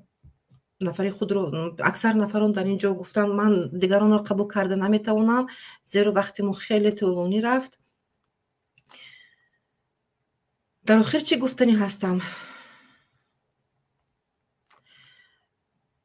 نمیگویم من باید نظام نو شود. من نمیگویم که اگون نفر استعفا دهد یا اینکه با یگون چیز دیگر نظام نو کرده شود. پورا نظام نو کرده شود. جامعه فعالان جامعه شهروندی صدا بلند نمایند. مردم در یک طرف نیستند، خاموش نیستند. یکی از راه‌های حل مشکلات اوید به ابلاغ و دیگر مشکلات هایی که در تاجیکستان هست همین هست. خب دوستان در همینجا با شما خیر و منظور میکنیم و میخوریم در هفته آینده من باز یک برنامه جالب برای شما آماده کرده ایستادم. امیدوارم که وارد میشوین، فعال شوین و من به قدر امکان کامنتاری شما رو میخونم و کوشش میکنم جواب نویسم به آنها. در کدام موضوع شما میخواین بیشتر معلومات پیدا نمایید یا اینکه ما صحبت کنیم، لطفاً در تگ کامنتاری ها نویسین. زنده و سلامت باشین، سربلند و آباد باشین. خب تا هفته آینده.